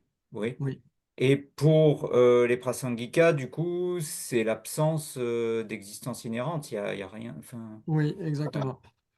Tout à Ok. fait. Ils peuvent dire aussi que une vraie cessation va être considérée comme étant une vérité ultime, mais ça, c'est uniquement chez les Gelugpa. Ouais, pour les autres écoles, je ne Ah, suis pas sûr. Mais en ok. tout cas, ils vont dire que l'immense majorité des vérités ultimes, ce sera les vacuités d'existence inhérente. Oui, exactement, tout à fait. Et Ok. donc, il y a différents. Si vous lisez, par exemple, Un autre regard de Sa Sainteté Dalai Lama, il y a un chapitre sur les deux vérités aussi. Il parle de ça. Alors après, il y aurait beaucoup de textes par rapport à ça, mais je ne vais pas non plus vous envoyer que des bibliographies à n'en plus finir. Ça ne vous servirait pas à grand-chose. Mais ça permet de faire une étude comparée, ouais, de dire que une vérité ultime pour les Vaibhashika, en effet, c'est ce qui résiste à l'analyse. Ouais, ça veut dire qu'on ne peut plus diviser. Même si vous divisez encore, vous obtiendrez toujours le même objet. Ouais, ils vont s'appuyer sur l'Abhidharma Kosha, la Charava Subandhu qui dit quand la chon dans Loishen sel dans Delo Minjuba, Bunchu Shindu Kunzoto Yue de Da Yesheno. Ouais, donc ils vont dire, c'est Acharava Subandhu qui dit ça, qui dit si quelque chose est mentalement cassé ou cassé en réalité, vous le divisez en plusieurs parties, si l'esprit ne s'engage plus dans cet objet, à ce moment-là, c'est une vérité conventionnelle. Ouais. Et si ça continue, si l'objet continue, si l'esprit continue d'observer cet objet, même quand il est mentalement divisé, etc., c'est une vérité ultime. Ouais, par exemple, une tasse, quand vous la cassez, quand vous voyez des morceaux épars par terre, est-ce que vous dites bah, c'est une tasse? Non, vous allez dire Non, on voit plus la tasse, là. c'est Ouais. des morceaux de tasse, etc. Mais vous n'allez pas dire bah, c'est une tasse. Où est ma tasse? Ah, bah, elle est sur le tapis. Non, elle n'existe plus. Ouais, Mais votre c'est comme pour le conscience. corps. Si on fait la même chose avec notre corps, on voit des cellules, puis des molécules, puis des atomes, puis des particules subatomiques, puis des ondes, et on ne sait pas. Est-ce que là, il y a quelque chose qui est indivisible, ou est-ce que là, il y a encore une porte vers l'infini et... Voilà. Alors, quelque chose d'indivisible, uniquement les Vaibhashika et les Sautrantika vont accepter ça. Ouais, les Mhm. autres écoles, les écoles mahayanistes, soit les Chittamatrins vont dire, bah, vous pouvez pas, si par exemple vous avez une particule infinitésimale qui est indivisible, elle est égale à zéro. Ouais. Mhm. Et donc, comment est-ce que si vous ajoutez zéro plus zéro plus zéro, ça donne quoi? Il y en aura toujours zéro. C'est égal à la tête à Toto. Ouais, si vous ajoutez une particule qui, en termes de dimension spatiale, est égale à zéro, vous l'ajoutez à une autre particule qui, en termes de dimension spatiale, est égale à zéro, vous ajoutez zéro plus zéro plus zéro, comment est-ce que vous pourriez avoir une tasse grossière? Oui, c'est impossible. Mhm. Ouais. Et donc, c'est pourquoi les Chittamatrins disent bah, il n'y a pas de particules infinitésimales, tout est semblable au rêve. C'est notre conscience qui appréhende cette tasse comme dans un rêve. En fait, il n'y a pas de tasse existant à l'extérieur de la conscience. C'est ce que vont dire les Chittamatrins. Ouais, les Prasangikas vont dire il y a bien une tasse qui existe à l'extérieur de notre conscience, mais elle n'est pas faite d'atomes indivisibles, puisque rien n'est indivisible. Ouais. Waouh, magnifique! Oh là là là là. Donc ces écoles sont très utiles. C'est comme si on jouait aux échecs avec quatre plateaux qui sont les uns sur les autres. C'est très très intéressant. Ouais, et même parfois même plus de plateaux parce qu'il y a des écoles, comme vous le savez, on l'a vu hier, qui sont divisées en sous-écoles. Ouais. Ok, très bien. Et ça nous aide un petit peu à comprendre. C'est comme un GPS, ces écoles philosophiques, parce que quand vous lisez un texte, ouais, si vous lisez un texte classique, si vous ne savez pas qu'il appartient à une école particulière, vous pourriez vous dire, mais c'est la confusion totale chez les bouddhistes. Ouais, il y en a qui disent qu'il y a des particules insécables, il y en a qui disent qu'il n'y en a pas. C'est qu'ils savent pas trop ce qu'ils veulent, les bouddhistes. Si, c'est juste que certains textes relèvent d'une école en particulier. Ouais, que cette école n'est pas nécessairement l'enseignement ultime du Bouddha, c'est juste à interpréter. Ouais, c'est interprétable. Ouais, ça vous parle? Mhm. Ok, mais c'est quand même très utile, ouais, comme la stratégie des Vaibhashikas, c'est quand même super utile, ouais. Ok, très bien, très bien. Et la stratégie des Sautrantika est mille fois utile aussi. C'est pourquoi on commence avec elle dans les débats. Quand on étudie les débats, on commence par le Sautrantika parce que ça nous aide tellement, tellement à comprendre beaucoup de choses qui vont être corroborées par les Prasangika et d'autres choses qui vont être remises en question par les Prasangika. Ouais. Mais ça nous aide à comprendre énormément de choses. Ouais, par exemple, quand on étudie l'Oric ou la psychologie bouddhiste avec les débats, on apprend que n'importe quelle conscience conceptuelle est erronée. Ouais, par exemple. Ouais.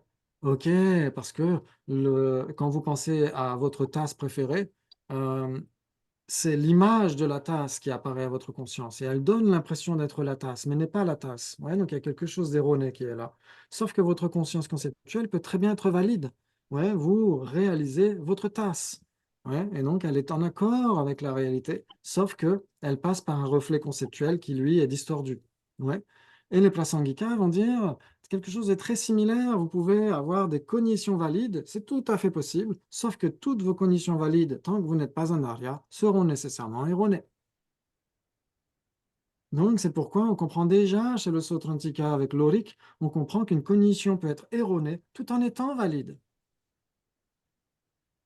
C'est magnifique ça. Et pour les Prasangika, ça va être d'autant le cas. Ils vont dire que toutes nos cognitions valides, toutes celles qui ne sont pas des réalisations directes de la vacuité, sont nécessairement erronées. Voilà, là, Il y a parce un qu'il y a moment l'apparence donné où elles d'existence deviennent plus inhérente. erronées. Ouais. Il y a l'apparence d'existence inhérente nécessairement pour les vérités conventionnelles, etc. Mais nous, on réalise une tasse. On ne se préoccupe pas de est-ce qu'elle a une existence inhérente ou pas. Notre conscience visuelle réalise une tasse et c'est déjà suffisant. Ok. Très bien, très bien. Ok. Donc, je voulais parler de la suite des diapos si vous avez envie, à moins qu'on fasse une pause. Qu'est-ce que vous en pensez? Petite pause? Ouais, 5 minutes, pourquoi 5 pas? minutes pour aller se préparer un thé, prendre 3 Doliprane. Et on revient. Ça marche. À tout de suite. Ils n'auront pas le temps de faire effet. À tout de suite. Parce que dans tous les commentaires de ça, enfin tous les commentaires, ceux qui sont disponibles encore, l'art de la sagesse, sagesse transcendante, tant que durera l'espace. En fait, tant que durera l'espace, je ne sais pas s'il est toujours publié, mais en plus c'est un langage très, très, très difficile. Ouais. C'est le même enseignement que Sassante a donné, qui est retranscrit dans l'art de la sagesse, qui est beaucoup plus clair, même au terme du vocabulaire, etc. C'est beaucoup plus clair. Donc, personnellement, je conseille celui-ci plutôt. Et Sagesse transcendante, il est plus du tout publié. C'était aux éditions Kunchap en Belgique à l'époque. Et puis après, vous trouvez d'autres commentaires, bien sûr, disponibles. Vous avez L'Opalé sans joyau. Et aussi celui-ci, ouais, Discours, qu'on trouve à la Library à Dharamsala. Et il y a même le sanskrit dedans. Je croyais que c'était en hindi, mais non, c'est du sanskrit. C'est le texte original sanskrit. Très bien. OK. Et donc, justement, Sassante, dans cette partie du texte, parle des deux vérités et comment, justement, quelle est leur relation entre les deux, etc. Et donc, ça, justement, on a déjà essayé de comprendre des points hier, donc ça va nous aider à comprendre énormément aujourd'hui. Donc, c'est ça qui est bien. J'essaie de vous motiver comme je peux. Ok. Et donc hier et aujourd'hui, on est en train de voir justement que les phénomènes autres que les personnes, ouais, donc les existants autres que les personnes elles-mêmes, et parmi les personnes, il y a moi. Pour chacun d'entre vous, vous pouvez l'adapter à vous, hein, bien sûr. C'est pas moi, Christophe, hein, c'est le moi en général. Existe, vous êtes d'accord? Est-ce que vous existez? Oui. Vous êtes sûr? Ah Oui, bah oui. Ok, oui, j'ai mangé, c'est que j'existe. ok, c'est très Exactement, très c'est bien. même mot. Oui, exactement. Oui, c'est ce que dit Sainte Dalai Lama. Elle dit, si vous doutez d'exister, pincez-vous. Ouais, parce que des fois, on étudie la voie médiane, etc. Au bout d'un moment, on ne sait plus si on existe ou pas.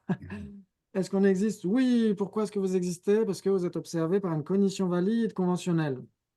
Ouais. Ok, ça c'est très très important. Ouais, tout ce qui est observé par une cognition valide existe nécessairement. Ok, très bien. Maintenant, est-ce que vous existez de manière indépendante? Non. Non. Non, exactement. Voilà, tous ces phénomènes, les personnes dont nous, etc., nous existons, mais n'existons pas en soi. Ça, c'est très, très important, ou pas de manière absolue, indépendante, intrinsèque, etc. Ok. Donc, mais tout cela est conçu à tort comme existant en soi ou comme existant de manière inhérente. Ouais. Ok. Très bien. Et donc, on a vu que exister de manière inhérente, la saisie de l'existence inhérente, c'est une conception fausse et c'est la racine du samsara. Ouais, surtout quand, comme le dit Arya Nagarjuna dans le Shunyata Saptati, ouais, les 70 strophes de la vacuité, c'est surtout en effet, l'ignorance fondamentale, la saisie du soi en général, du soi des phénomènes en particulier, ça va être la cause des 12 liens. Ouais. Et donc, quand on parle des 12 liens, on parle toujours du premier lien qui est l'ignorance. Ouais. Et donc, dans ce cas-là, le premier lien qui est l'ignorance, c'est l'ignorance qui saisit un soi dans notre propre continuum. Ouais, c'est la vue du destructible. Vous vous souvenez? On en avait parlé une fois dernière à Martigny.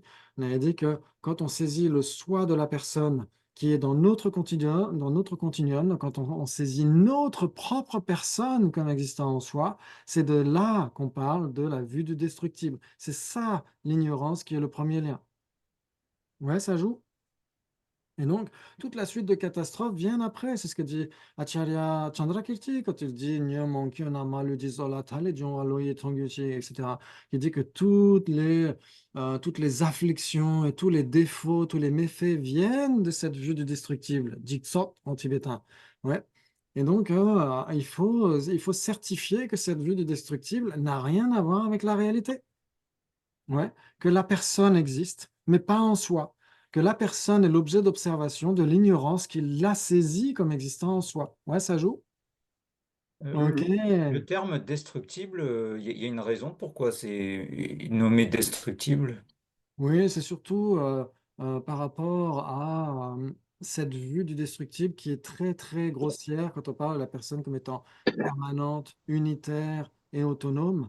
Voilà, quand on parle du destructible, c'est juste notamment pour dire que les agrégats sont impermanents. Ouais. Comment est-ce que Ouais, je les pensais à agrégats ça. sont impermanents? Comment est-ce qu'on pourrait avoir une personne permanente? D'accord, Ouais. ouais. Ok, très bien, très bien. Et donc, cette conception fausse, c'est comme une réalité augmentée. Ouais, il y a des gens parfois qui achètent un meuble. Avant d'acheter un meuble, ils prennent une photo de leur salon et ils mettent le meuble en réalité augmentée dans leur salon pour voir si ça va avec la couleur, avec la déco, etc. Ouais, en réalité, il n'y a pas ce meuble dans le salon, vous êtes d'accord? Ouais. Or, l'image donne l'impression qu'il y a un meuble dans le salon. C'est ça une réalité augmentée. Et donc, notre saisie d'existence inhérente, elle fait une réalité augmentée. C'est comme si les choses et nous-mêmes étions plus réels que ce que nous étions en réalité. Ouais, ça joue ou pas? Et donc, cette réalité augmentée, c'est un petit peu comme une tumeur ou comme une verrue qu'il faudrait supprimer. Ouais. OK. Et donc, ce qu'il faut faire, alors attention, âme sensible, s'abstenir. Ça va saigner. Il faut faire ce qu'on appelle une ablation. Ouais, il faut faire une ablation. D'où l'importance pour la vacuité d'être une simple négation. Ouais. En latin, ablation, ça veut dire retirer quelque chose. Ouais. Et donc, c'est exactement ce qu'il faut faire. Imaginons qu'on ait une tumeur. Et donc, il faut utiliser le scalpel de la sagesse pour faire l'ablation de cette conception fausse innée. Ouais, vous êtes d'accord? Et donc, si on n'est pas dans la voie médiane, parce que la voie médiane, c'est quoi? C'est ce qui est le juste milieu entre quoi et quoi? Absolutisme et nihilisme. Exactement. Entre absolutisme et nihilisme. Ouais, et donc, il faut retirer exactement ce qu'il faut. Ouais, comme dans toute ablation réussie, il faut éliminer juste ce qu'il faut. Ni trop peu, parce que si on retire qu'une couche superficielle ou qu'une partie de la tumeur, est-ce qu'on a réglé le problème? Non, ouais, si on ne retire que la conception d'une personne permanente, unitaire et autonome, est-ce qu'on a résolu le problème? Non. Si on ne retire que la saisie d'existence autosuffisante et substantielle de la personne, est-ce qu'on a retiré le problème? Non plus. On n'a retiré qu'une partie superficielle de la tumeur, vous êtes d'accord? Et si on retire trop, eh ben, on ressemble à la Vénus de Milo. Et donc, il faut retirer juste ce qu'il faut, ni trop peu. OK, ensuite, les objets de négation, eh ben, c'est ça, c'est la saisie de l'existence permanente, unitaire, autonome de la personne, la saisie d'existence suffisante et substantielle et la saisie d'existence inhérente. Ouais. Donc, les saisies elles-mêmes, on peut les retirer, vous êtes d'accord? On peut les éliminer. Ouais. L'existence inhérente, on ne peut pas l'éliminer puisqu'elle n'existe pas d'emblée. Donc, on peut pas l'éliminer. C'est un non-existant. Ouais. Est-ce que vous pourriez éliminer de toute la planète toutes les licornes à poils arc-en-ciel? Ouais, toutes les licornes avec des pois roses et des rayures vertes?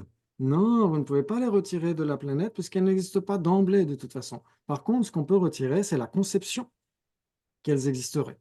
Ouais, vous êtes d'accord? Ok, très bien, ça c'est très très important. Ouais, ok, très bien, très bien. Ok, et donc dans la voie médiane, on a justement ces différents types de raisonnements. Alors ça, je vous ai déjà envoyé un papier là-dessus. Mais ce qu'il faut essayer de voir, c'est que pourquoi est-ce que Sasanté parle des deux vérités? Parce que le Bodhisattva Shantideva en parle, et donc il dit en effet qu'il y a les vérités conventionnelles et les vérités ultimes. Ouais, on va essayer de décrypter un petit peu plus tout ça pour le temps qui nous reste aujourd'hui. Ok, donc comme on a dit, une vérité conventionnelle ou une vérité relative ou une vérité voilée, elle est vraie au regard de quoi? De l'ignorance. Ouais. Et donc, par exemple, on voit un acteur avec la tenue de Spider-Man et on se dit, tiens, Spider-Man existe. Ouais. On va se dire, tiens, je vais l'inviter à boire un thé, etc. Je vais lui demander de sauver ma famille d'un otage, d'un terroriste, etc. On aurait peu de chances que ça arrive. Ouais. Ok, parce qu'il n'existe pas. Ouais, c'est juste une fiction. On pourrait dire, c'est un événement fictif culturel. Ouais, dans ce cas-là, en termes d'événements culturels, ça joue. Ouais, on a tous dans notre culture Spider-Man, Star Wars, etc. Tout va bien. Mais en termes d'un être humain qui peut jeter des fils d'araignée de ses poignets, etc., qui s'est fait mordre par une araignée, ça, non, ça n'existe pas. Ouais, ok. Et donc, notre erreur serait de croire qu'il existe. Vous êtes d'accord?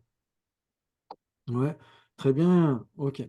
Donc ça, c'est très très important. C'est que les vérités conventionnelles sont considérées comme des vérités conventionnelles au regard de notre ignorance. Ça veut dire que tout ce que considère notre ignorance comme existant en soi, ça va être en général considéré comme une vérité conventionnelle. Mais, comme dit Acharya Chandrakirti, ce n'est qu'une étymologie. Ouais. Si vous lisez par exemple dans Tsongkhapa's Final Exposition of Wisdom, Lama Tsongkhapa dit la même chose. Il dit que ce n'est qu'une explication étymologique des vérités conventionnelles. Ouais, parce que notre ignorance fondamentale peut très bien saisir la vacuité comme existant en soi, comme existant de manière inhérente. Est-ce que ça fait que la vacuité serait une vérité relative pour autant? Non. En cœur? Non. Ok. Donc, c'est juste pour donner une explication étymologique des vérités conventionnelles. Ouais, c'est ce qui est généralement conçu à tort par notre ignorance comme existant en soi. Ouais, ok, mais ça ne veut pas dire que la vacuité soit incluse dans les vérités conventionnelles. Au contraire, c'est une vérité ultime. Ouais, ok, ça joue? Ouais, très bien, très bien, très bien. Et ensuite, la vérité ultime, comme on l'a dit, elle est vraie. Elle, oui, elle est vraie. Pourquoi? Parce qu'elle se montre exactement telle qu'elle est au regard d'une perception directe. Ouais, une personne qui a une réalisation non conceptuelle de la vacuité se montre exactement telle qu'elle est. C'est pourquoi elle est vraie. Ouais, exactement comme sa sainteté Dalai Lama pour Paul Ekman. Ouais. Paul Ekman, qui est l'homme à qui personne ne peut mentir parce qu'il a étudié la micro-expression. Et donc, il sait exactement dans quel état émotionnel vous êtes. Et donc, il a dit un jour que sa sainteté Dalai Lama était un livre ouvert. Il est tout le temps vrai, en fait. Il ne montre jamais une expression qui ne correspondrait pas à son émotion telle qu'elle est. Ouais, parce que Paul Ekman connaît parfaitement les micro-expressions et les émotions humaines. Ouais, donc, quelqu'un qui est exactement tel qu'il se montre, c'est ça une personne vraie. Ouais. Et ben c'est aussi ce que dit sa sainteté dans l'art de la sagesse. Il dit si vous avez quelqu'un, un collègue ou un patron, etc., qui parfois vous montre un visage et parfois un autre visage, etc., vous avez besoin de déterminer qui vous avez en face de vous. Alors je suis sûr que sa sainteté parle du gouvernement chinois, mais il ne le dit pas. Mais avec toutes ces tractations avec le gouvernement chinois, il a pu voir en effet qu'il y avait des gens qui lui montraient un discours et en fait la réalité était totalement différente. Et donc ça, on a besoin de le certifier. Quand on fait de la géopolitique, quand on essaie de savoir à qui on a affaire, il faut savoir si la personne est vraie ou pas. Ouais, donc ça c'est très important. Il faut que l'apparence et la réalité correspondent. Ouais, pour la vacuité, l'apparence et la réalité correspondent pour la perception directe qui la réalise directement. Ouais, ça joue? Ok, ça c'est très très important. Très bien, très bien, très bien. Et donc hier, on a parlé aussi de cette distinction entre la personne et les agrégats, par exemple. Est-ce que vous vous souvenez, est-ce que la personne est une avec ses agrégats ou pas?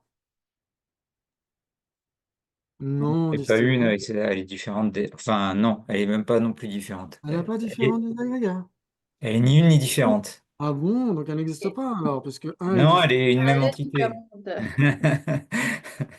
Ils font one entity, one entity. Ah, c'est pas ma question. Parce que vous savez que si ça existe, c'est soit un, soit différent. Soit un, soit multiple. Ah, en fait, oui, non, elle est Ouais, ça vous le contradictoire. savez. Donc, Ouais. elle est contradictoire. Si ce n'est ni un ni différent, est-ce que ça peut exister? Non, ben non, du coup, non. Possible, exactement. Donc là, la question, c'est est-ce que la personne est une avec ses agrégats? Non, donc elle est Non. différente. Ok, donc ça veut dire que si ce n'est pas un, c'est nécessairement différent. Ben oui, on est obligé d'accepter, là. Si, si ça existe et que ce n'est pas un, c'est nécessairement différent, ouais. Ok, donc la personne existe, la personne conventionnelle existe, parce que si vous cherchez, je sais pas, un tel, telle personne, etc., et que cette personne existe, vous allez la trouver. Vous allez la trouver grâce à une cognition valide conventionnelle, vous êtes d'accord? Ouais. Ok, si vous vous demandez où est Pierre aujourd'hui, vous allez le trouver sur son vélo électrique. Ah non, c'est pas grave. Si, imaginons qu'il soit sur son vélo électrique, vous allez nécessairement le trouver sur son vélo électrique parce que c'est observé par une cognition valide conventionnelle. Ok, donc la personne existe, très bien. Elle n'est pas une avec ses agrégats, vous êtes d'accord? Parce que un n'est pas égal à 5. Il y a 5 agrégats et il y a une personne. Ouais, donc les deux ne peuvent pas être équivalents, ça ne peut pas être la même chose, vous êtes d'accord? Ok, donc la personne est nécessairement différente de ses agrégats. Oui, on pourrait même dire la personne est nécessairement contradictoire avec ses agrégats. Ouais, ça veut dire que rien dans le multivers de Doctor Strange peut être à la fois un et 5. Vous êtes d'accord? Même 15, peut-être pour Jean-Claude Van Damme, 15, c'est à la fois un et 5. Mais si on ne s'appelle Super, pas voilà. Jean-Claude Van Damme, il n'y a rien qui puisse être à la fois un et 5. Vous êtes d'accord? Ok. Donc une personne, 5 agrégats, c'est contradictoire. Mais on a dit que là où se trouve la personne, se trouvent ses On agrégats. trouve les agrégats, Là où ok. se trouvent les agrégats de la personne, se trouve la personne. Vous êtes d'accord? Mhm. Et donc ils sont une même entité. Mhm. Ouais, c'est ça que ça veut dire. Ils sont une même entité. La personne et ses agrégats sont une même entité, mais restent contradictoires. Ce qui est l'un n'est nécessairement pas l'autre. Ce qui est l'autre n'est nécessairement pas l'un. Ouais, ça joue? Ok. Après, si vous lisez The Two Truths de Guy Newland, il y a un passage magnifique sur la contradiction. Si vraiment ça vous intéresse, je vous enverrai la traduction française de ce passage, mais sinon, c'est pas la peine. Ça, c'est passionnant, c'est qu'il y a deux façons d'envisager la contradiction en philosophie bouddhiste. Ouais. Il y a les contradictoires qui s'excluent mutuellement et il y a les contradictoires dont l'existence de l'un remet en question l'existence de l'autre. Ouais, comme le chaud et le froid. Ouais. Dans les textes de logique, ils parlent de la chouette et du corbeau.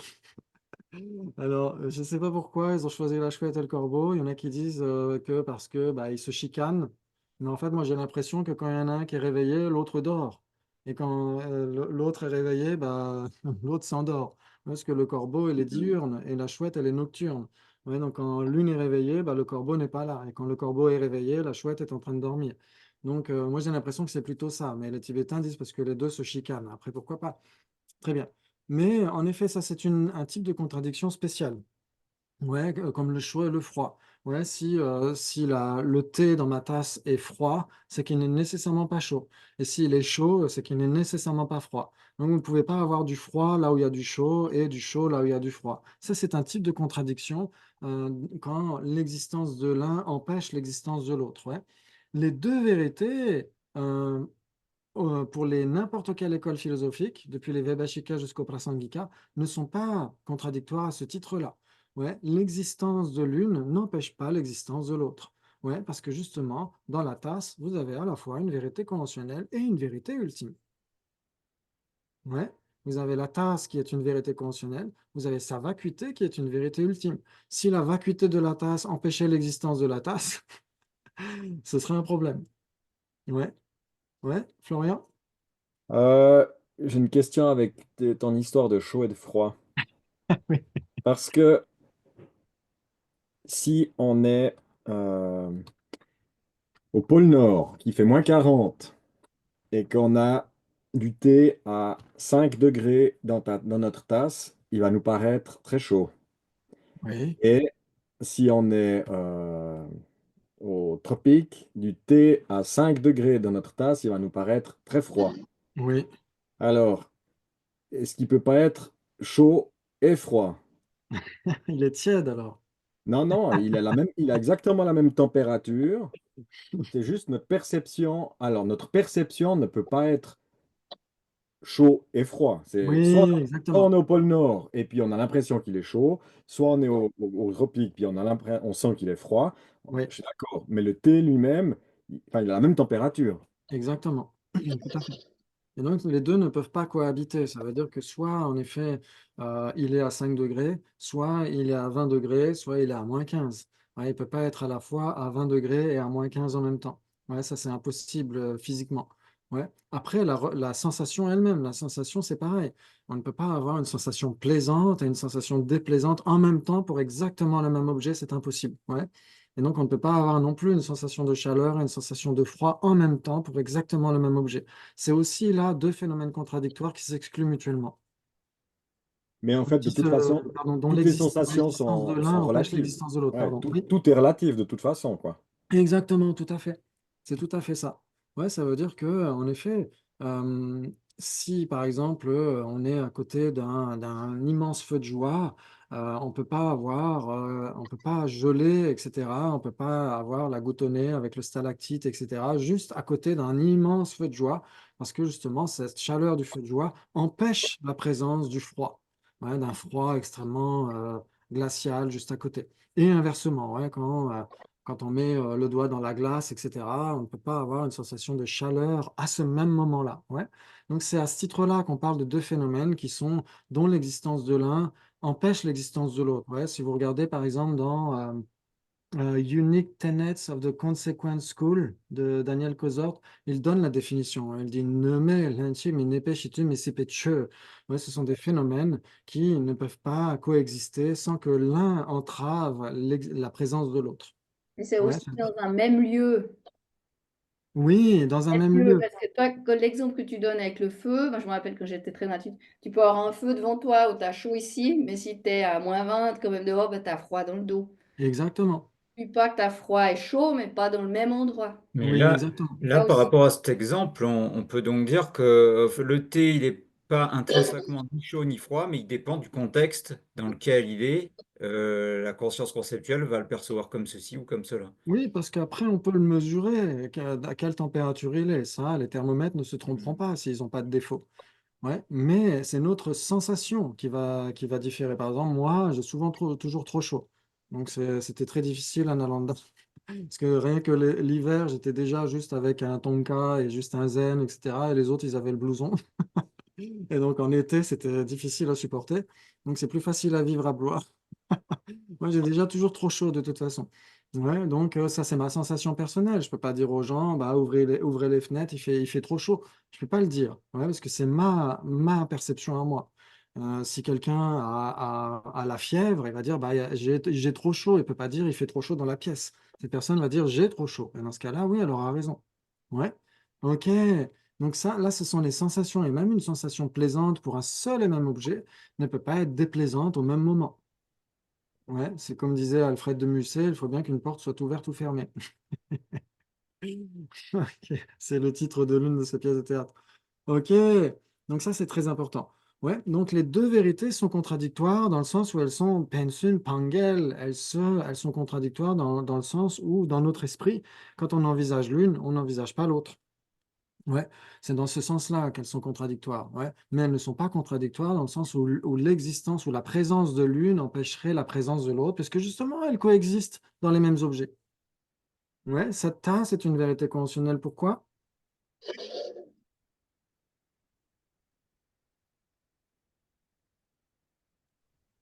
Ah, parce qu'on la voit, enfin, elle est perceptible à une perception, une cognition valide en fait, Exactement, valide conventionnelle. valide conventionnelle. Exactement, tout à fait. Si elle est l'objet observé ou ce qui est observé par une cognition ou ce qui est trouvé à l'issue d'une analyse conventionnelle, à ce moment-là, c'est une vérité conventionnelle. Ouais.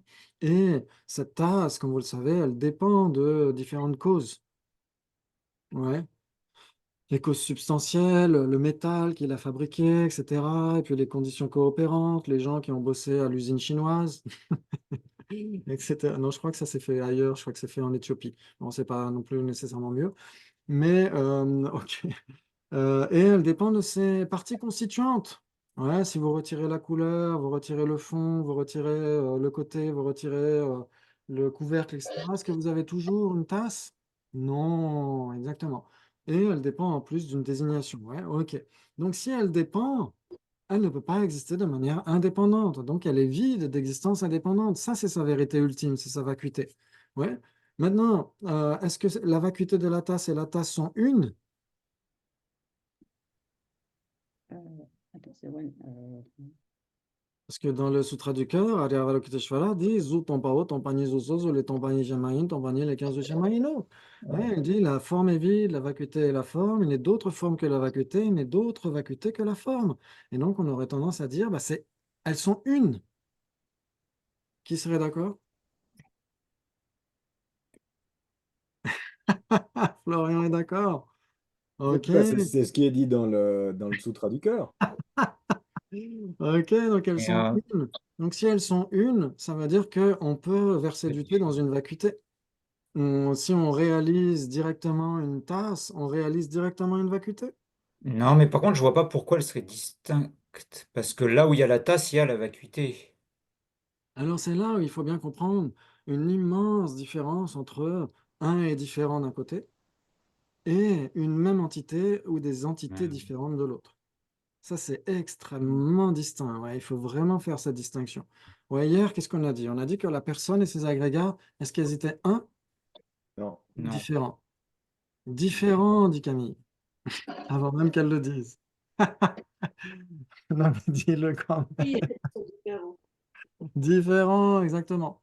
Et même contradictoire. Ouais, si c'est contradictoire, c'est nécessairement différent. Ouais. Ok, très bien. Donc Ah la oui, personne et ses agrégats ne sont pas un, et ils existent, donc ils sont différents. Est-ce qu'ils sont des entités différentes? Est-ce qu'on a la personne dans le jardin et ses agrégats dans le salon? il y a le corps, il y a les Non. agrégats. Elles sont, pardon? Là où il y a le corps, il y a les agrégats. Oui, là où il y a la personne, il y a les agrégats de la personne, et là où il y a les agrégats de la personne, il y a la personne. Ouais. Donc elles Ouais. sont une même entité, c'est ça que ça veut dire. Ça veut dire qu'elles ne sont pas distinguées par la Ah ouais, perception ouais. directe. Hmm. La perception directe ne distingue pas la personne de son corps. C'est la conscience conceptuelle qui est capable de le faire. Ouais, on va dire la personne a un corps. Ouais, elle Ce qui fait la, possède un corps, etc. Oui, la différence, c'est pas un, c'est une entité. Parce que oui, un, exactement. c'est que c'est pas différent d'eux. C'est-à-dire qu'une entité, c'est quelque chose qui est pas. La vision, on peut pas séparer l'essence, en fait. On peut pas les séparer les deux. Quand On on ne peut est pas les séparer perceptuellement. Ouais. voilà. Ouais, mais conceptuellement, oui. Voilà. C'est ça qui fait la différence. C'est que, comme vous le savez, et ça, c'est ce qu'on apprend dans l'ORIC le vendredi soir, je fais mon teaser. Mhm. Le vendredi soir, on apprend ça, c'est qu'on a deux accès principaux à l'univers. On a la perception directe et la conscience conceptuelle. On a ces deux moyens d'accès en général, ouais, à l'univers. Ouais. Soit on pense, soit on ne pense pas. On appréhende directement, on expérimente directement. Vous êtes d'accord? Ok. Ce qui permet de distinguer l'unité de la différence, c'est la conscience conceptuelle. Ouais. Ici, est-ce que la tasse et sa couleur sont différentes? Oui, c'est la conscience conceptuelle qui est capable de distinguer les deux. Est-ce que votre perception directe, elle, est capable de les distinguer? Mhm. Non. Exactement. Donc c'est pourquoi elles sont une même entité, mais elles restent différentes, parce que la conscience conceptuelle peut les distinguer. Elle peut dire la couleur de la tasse. La tasse a une couleur, etc. Mais la perception directe, à la perception directe, les deux n'apparaissent pas séparément. Donc elles sont une même entité. Mais elles restent contradictoires. Une tasse ne sera jamais une couleur et une couleur ne sera jamais une tasse. Mhm. Ça joue ou pas? Ouais, C'est ouais. exactement le même principe pour les deux vérités. La forme est vide, le vide est forme, etc. La tasse est vide, la vacuité de la tasse et la tasse, ça veut dire elles sont une même entité. Ça veut dire que pour la perception directe du Bouddha qui perçoit la tasse et la vacuité de la tasse, là où il perçoit l'une, il perçoit nécessairement l'autre. Mhm. Mais elles restent conceptuellement distinctes, voire même contradictoires. Oui, Je, On peut je dire, peux dire ça. Quand on parle en anglais, one entity, two isolates, c'est la même idée exprimée différemment? oui, c'est très similaire. C'est Ouais. très similaire, sauf que to isolate, deux isolats conceptuels, ça peut renvoyer simplement à une distinction purement conceptuelle, alors que dans le commentaire de la Tsongkhapa du traité de Acharya Tsongkhapa, il dit les deux phénomènes, chaque phénomène possède deux natures, une Mhm. nature conventionnelle et une nature ultime.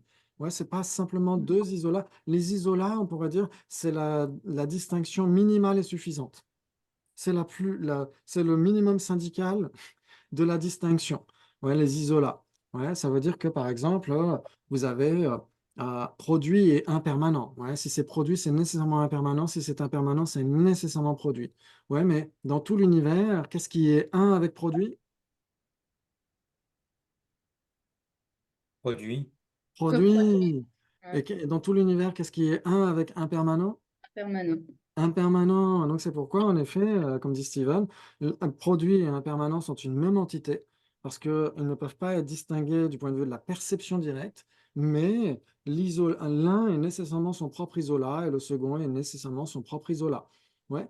Alors qu'ici, dans les deux vérités, c'est assez similaire d'ailleurs. C'est ce que dit Nagarjuna dans le Bodhicitta Vivarana, ouais, quand il dit Mena, Mejo, Nyebechie, Jedamita, Jishino. Il parle des deux vérités. Il dit que quand l'une ne peut exister sans l'autre, exactement comme impermanent est produit. C'est exactement ce qu'il dit dans le Bodhicitta Vivarana. Ouais, donc ça, c'est magnifique. Mais en même temps, la différence majeure qu'il y a entre impermanent et produit et les deux vérités, c'est que si c'est impermanent, c'est produit, si c'est produit, c'est impermanent. Sauf que les deux vérités, elles sont contradictoires. Ouais. Une vérité ultime ne sera jamais une vérité conventionnelle, une vérité conventionnelle ne sera jamais une vérité ultime. Mais les deux restent une même entité, exactement comme produit et impermanent. Ouais, ça joue ou pas? Oui. Mhm. Magnifique! Oh là là! Ok, donc quelles seraient les conséquences à l'absurde si vous lisez The Two Truths de Guy Newland? Il donne plusieurs conséquences à l'absurde du fait que les deux vérités seraient une. Ouais, si les deux vérités étaient une, ça poserait beaucoup de questions, non? Parce que la vacuité, qui est la vérité ultime, elle est permanente. Ouais, c'est une simple absence. Ouais. Et la tasse, elle est impermanente. Et ce n'est pas une simple absence. Ouais. Donc si on disait que la vacuité de la tasse et la tasse étaient une, ouais, comment est-ce qu'on pourrait mettre du thé dans une vacuité? Ouais, c'est, Ouais. ouais. Comment est-ce dès qu'on a une réalisation directe d'une tasse, on aurait une réalisation directe de la vacuité? On serait un aria, on serait des arias depuis longtemps. Ouais. Ok. Et donc la tasse serait permanente puisque la vacuité est permanente. Ou la vacuité serait impermanente puisque la tasse est impermanente, etc., etc. Donc il y a beaucoup de conséquences à l'absurde de dire que la forme et la vacuité seraient une. Donc elles sont nécessairement différentes, voire même contradictoires. Mais quand on pense contradictoire, on penserait qu'elles seraient deux entités différentes. Or, exactement comme une tasse et un livre sont deux entités différentes. Ouais. Ouais, parce que la perception directe est capable de les distinguer. C'est ça que ça veut dire. Ouais.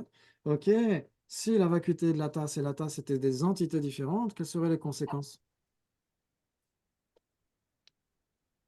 On verra la vacuité à côté de la tasse. Oui, exactement. Oui, Ce serait et des donc, non-existants. oui, oui.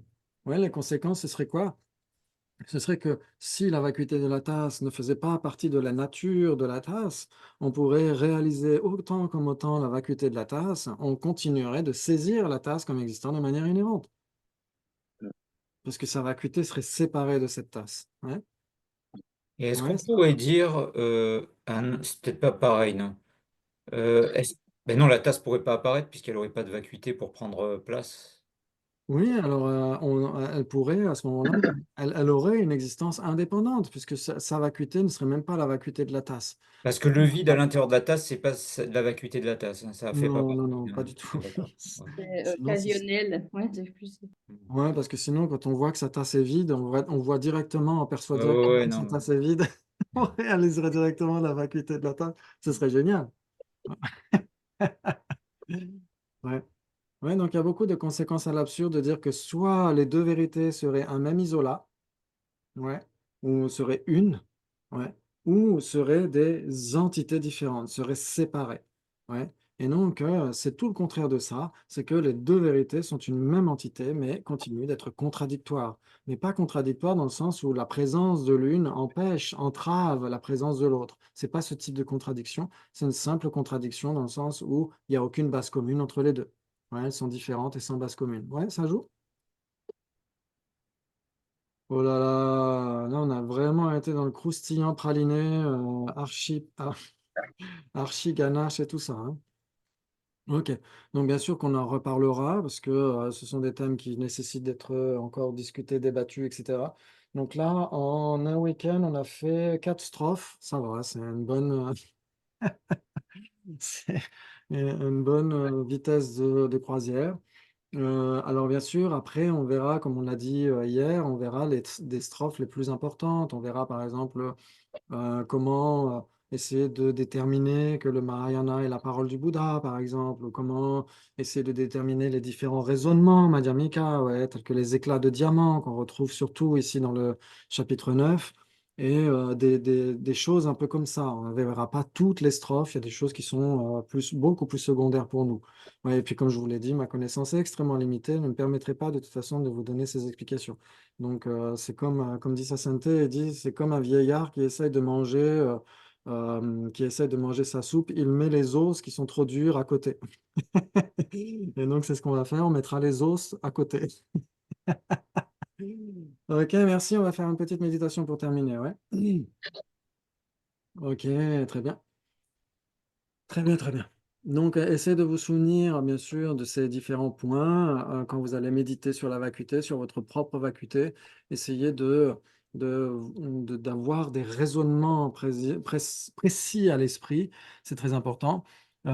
Essayez de déterminer l'objet de négation, hein. Par exemple, essayez de faire ça, essayez de vous poser tranquillement et imaginez une situation dans laquelle c'était très déstabilisant.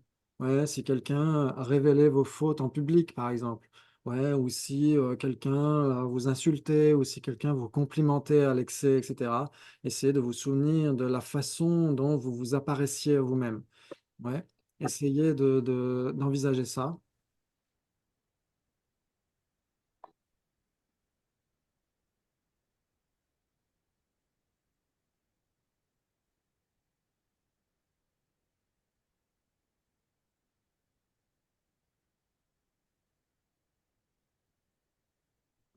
Et ensuite, sans nécessairement aller dans les détails, est-ce que c'est une saisie d'un soi autosuffisant et substantiel ou une saisie de soi inhérent?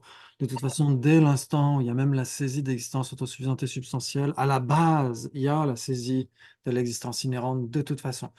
Ouais, donc sans trop vous impliquer dans le degré de profondeur de cette saisie de votre propre personne, essayez maintenant d'observer, de vous dire si elle existe, elle doit être trouvée. Si n'importe quel phénomène existe, il doit être trouvé d'une manière ou d'une autre.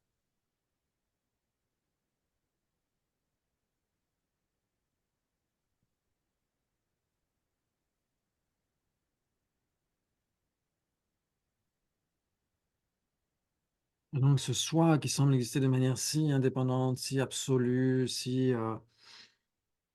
solide, etc., on va essayer de vérifier si c'est conforme à la réalité, essayer de voir de combien de causes et conditions vous dépendez.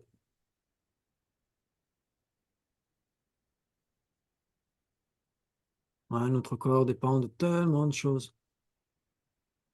Les aliments, l'air qu'on respire, la gravitation, la pression de l'air, etc., etc.,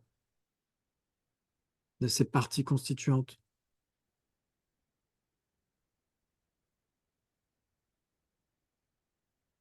Et l'esprit aussi, il dépend de plein de choses, il dépend de ses causes initiales, une cause en engendre une autre, qui engendre une autre, etc.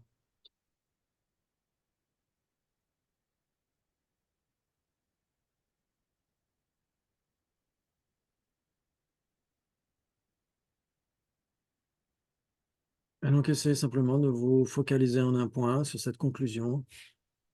Mes agrégats, moi-même, nous dépendons de plein de choses, des causes et conditions, des parties constituantes.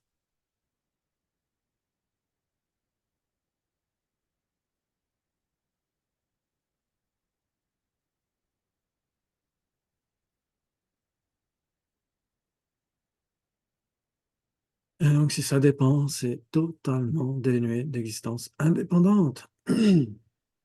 Vous pouvez méditer sur la vacuité d'existence indépendante de vos agrégats, de vous-même, de votre esprit en particulier, quand vous voulez.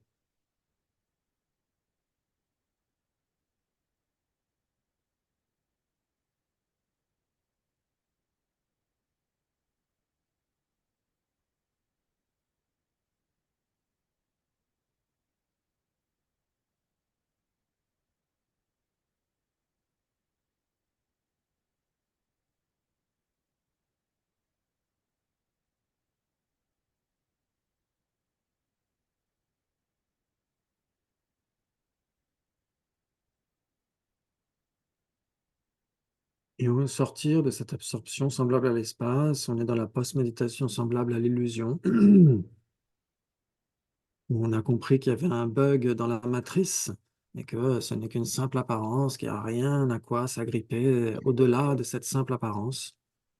Les phénomènes, les personnes, nous-mêmes vont à nouveau apparaître, mais nous comprenons, nous gardons avec nous cette compréhension que ça n'existe pas dans la façon dont ça nous apparaît.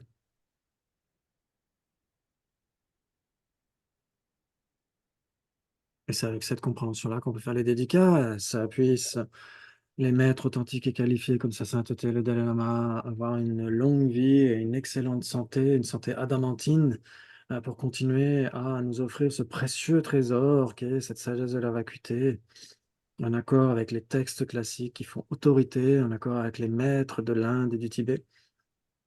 Puissent les autres maîtres authentiques et qualifiés comme Lama Zopa Rinpoche et Yangtze puissent avoir une longue vie et une excellente santé pour continuer à aider les êtres sur la voie et en particulier la FPMT. Et puissent toutes les guerres, tous les conflits, toutes les catastrophes naturelles cesser le plus rapidement possible.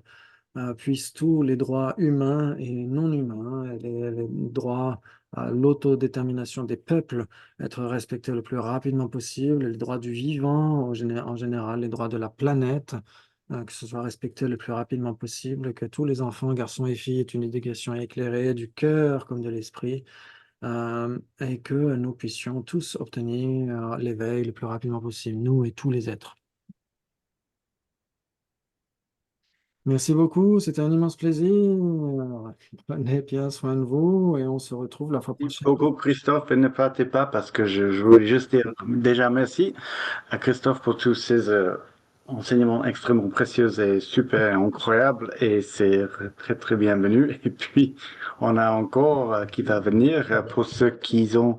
Et c'est un grand plaisir de voir les gens qui sont pas d'habitude de venir à Genève, mais c'est organisé par le groupe de Genève. Mais comme le monde est maintenant, on peut un peu partager à travers les distances, qui est très bien. Donc, je vais mettre dans le chat de Zoom, donc on va laisser le Zoom allumé pour 15-10 minutes comme ça, parce que je vais mettre l'information et je vais mettre aussi dans le groupe WhatsApp. Donc le premier lien, c'est le lien pour rejoindre le groupe WhatsApp de Genève, si vous voulez. Comme ça, vous allez recevoir de toute façon les informations régulièrement.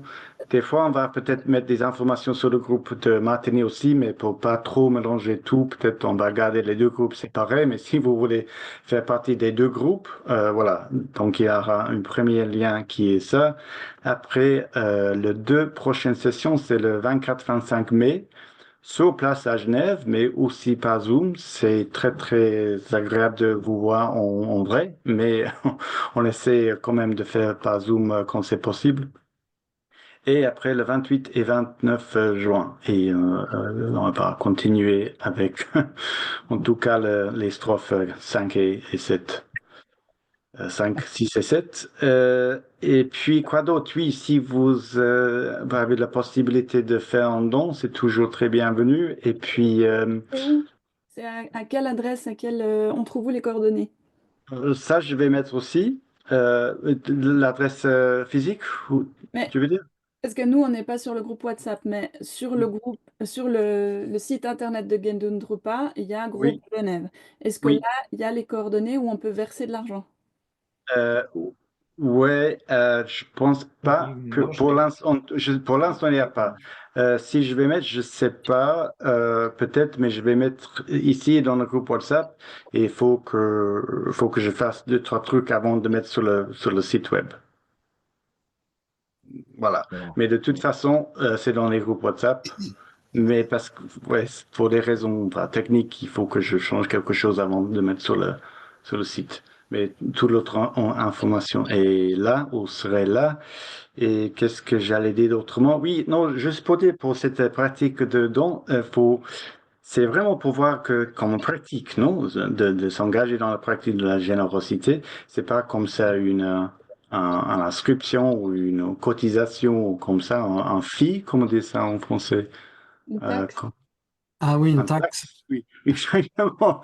Pas comme une taxe et pas comme une obligation, mais vraiment de s'engager dans cette pratique et pour les gens qui n'ont pas cette possibilité, même dans les 5 centimes avec un cœur très ouvert et avec une méditation sur la vacuité des 5 centimes et les personnes qui donnent les 5 centimes et les personnes qui les donnent aussi, c'est exactement le même bénéfice ici, c'est un milliard de francs pour vous en tout cas et pour nous.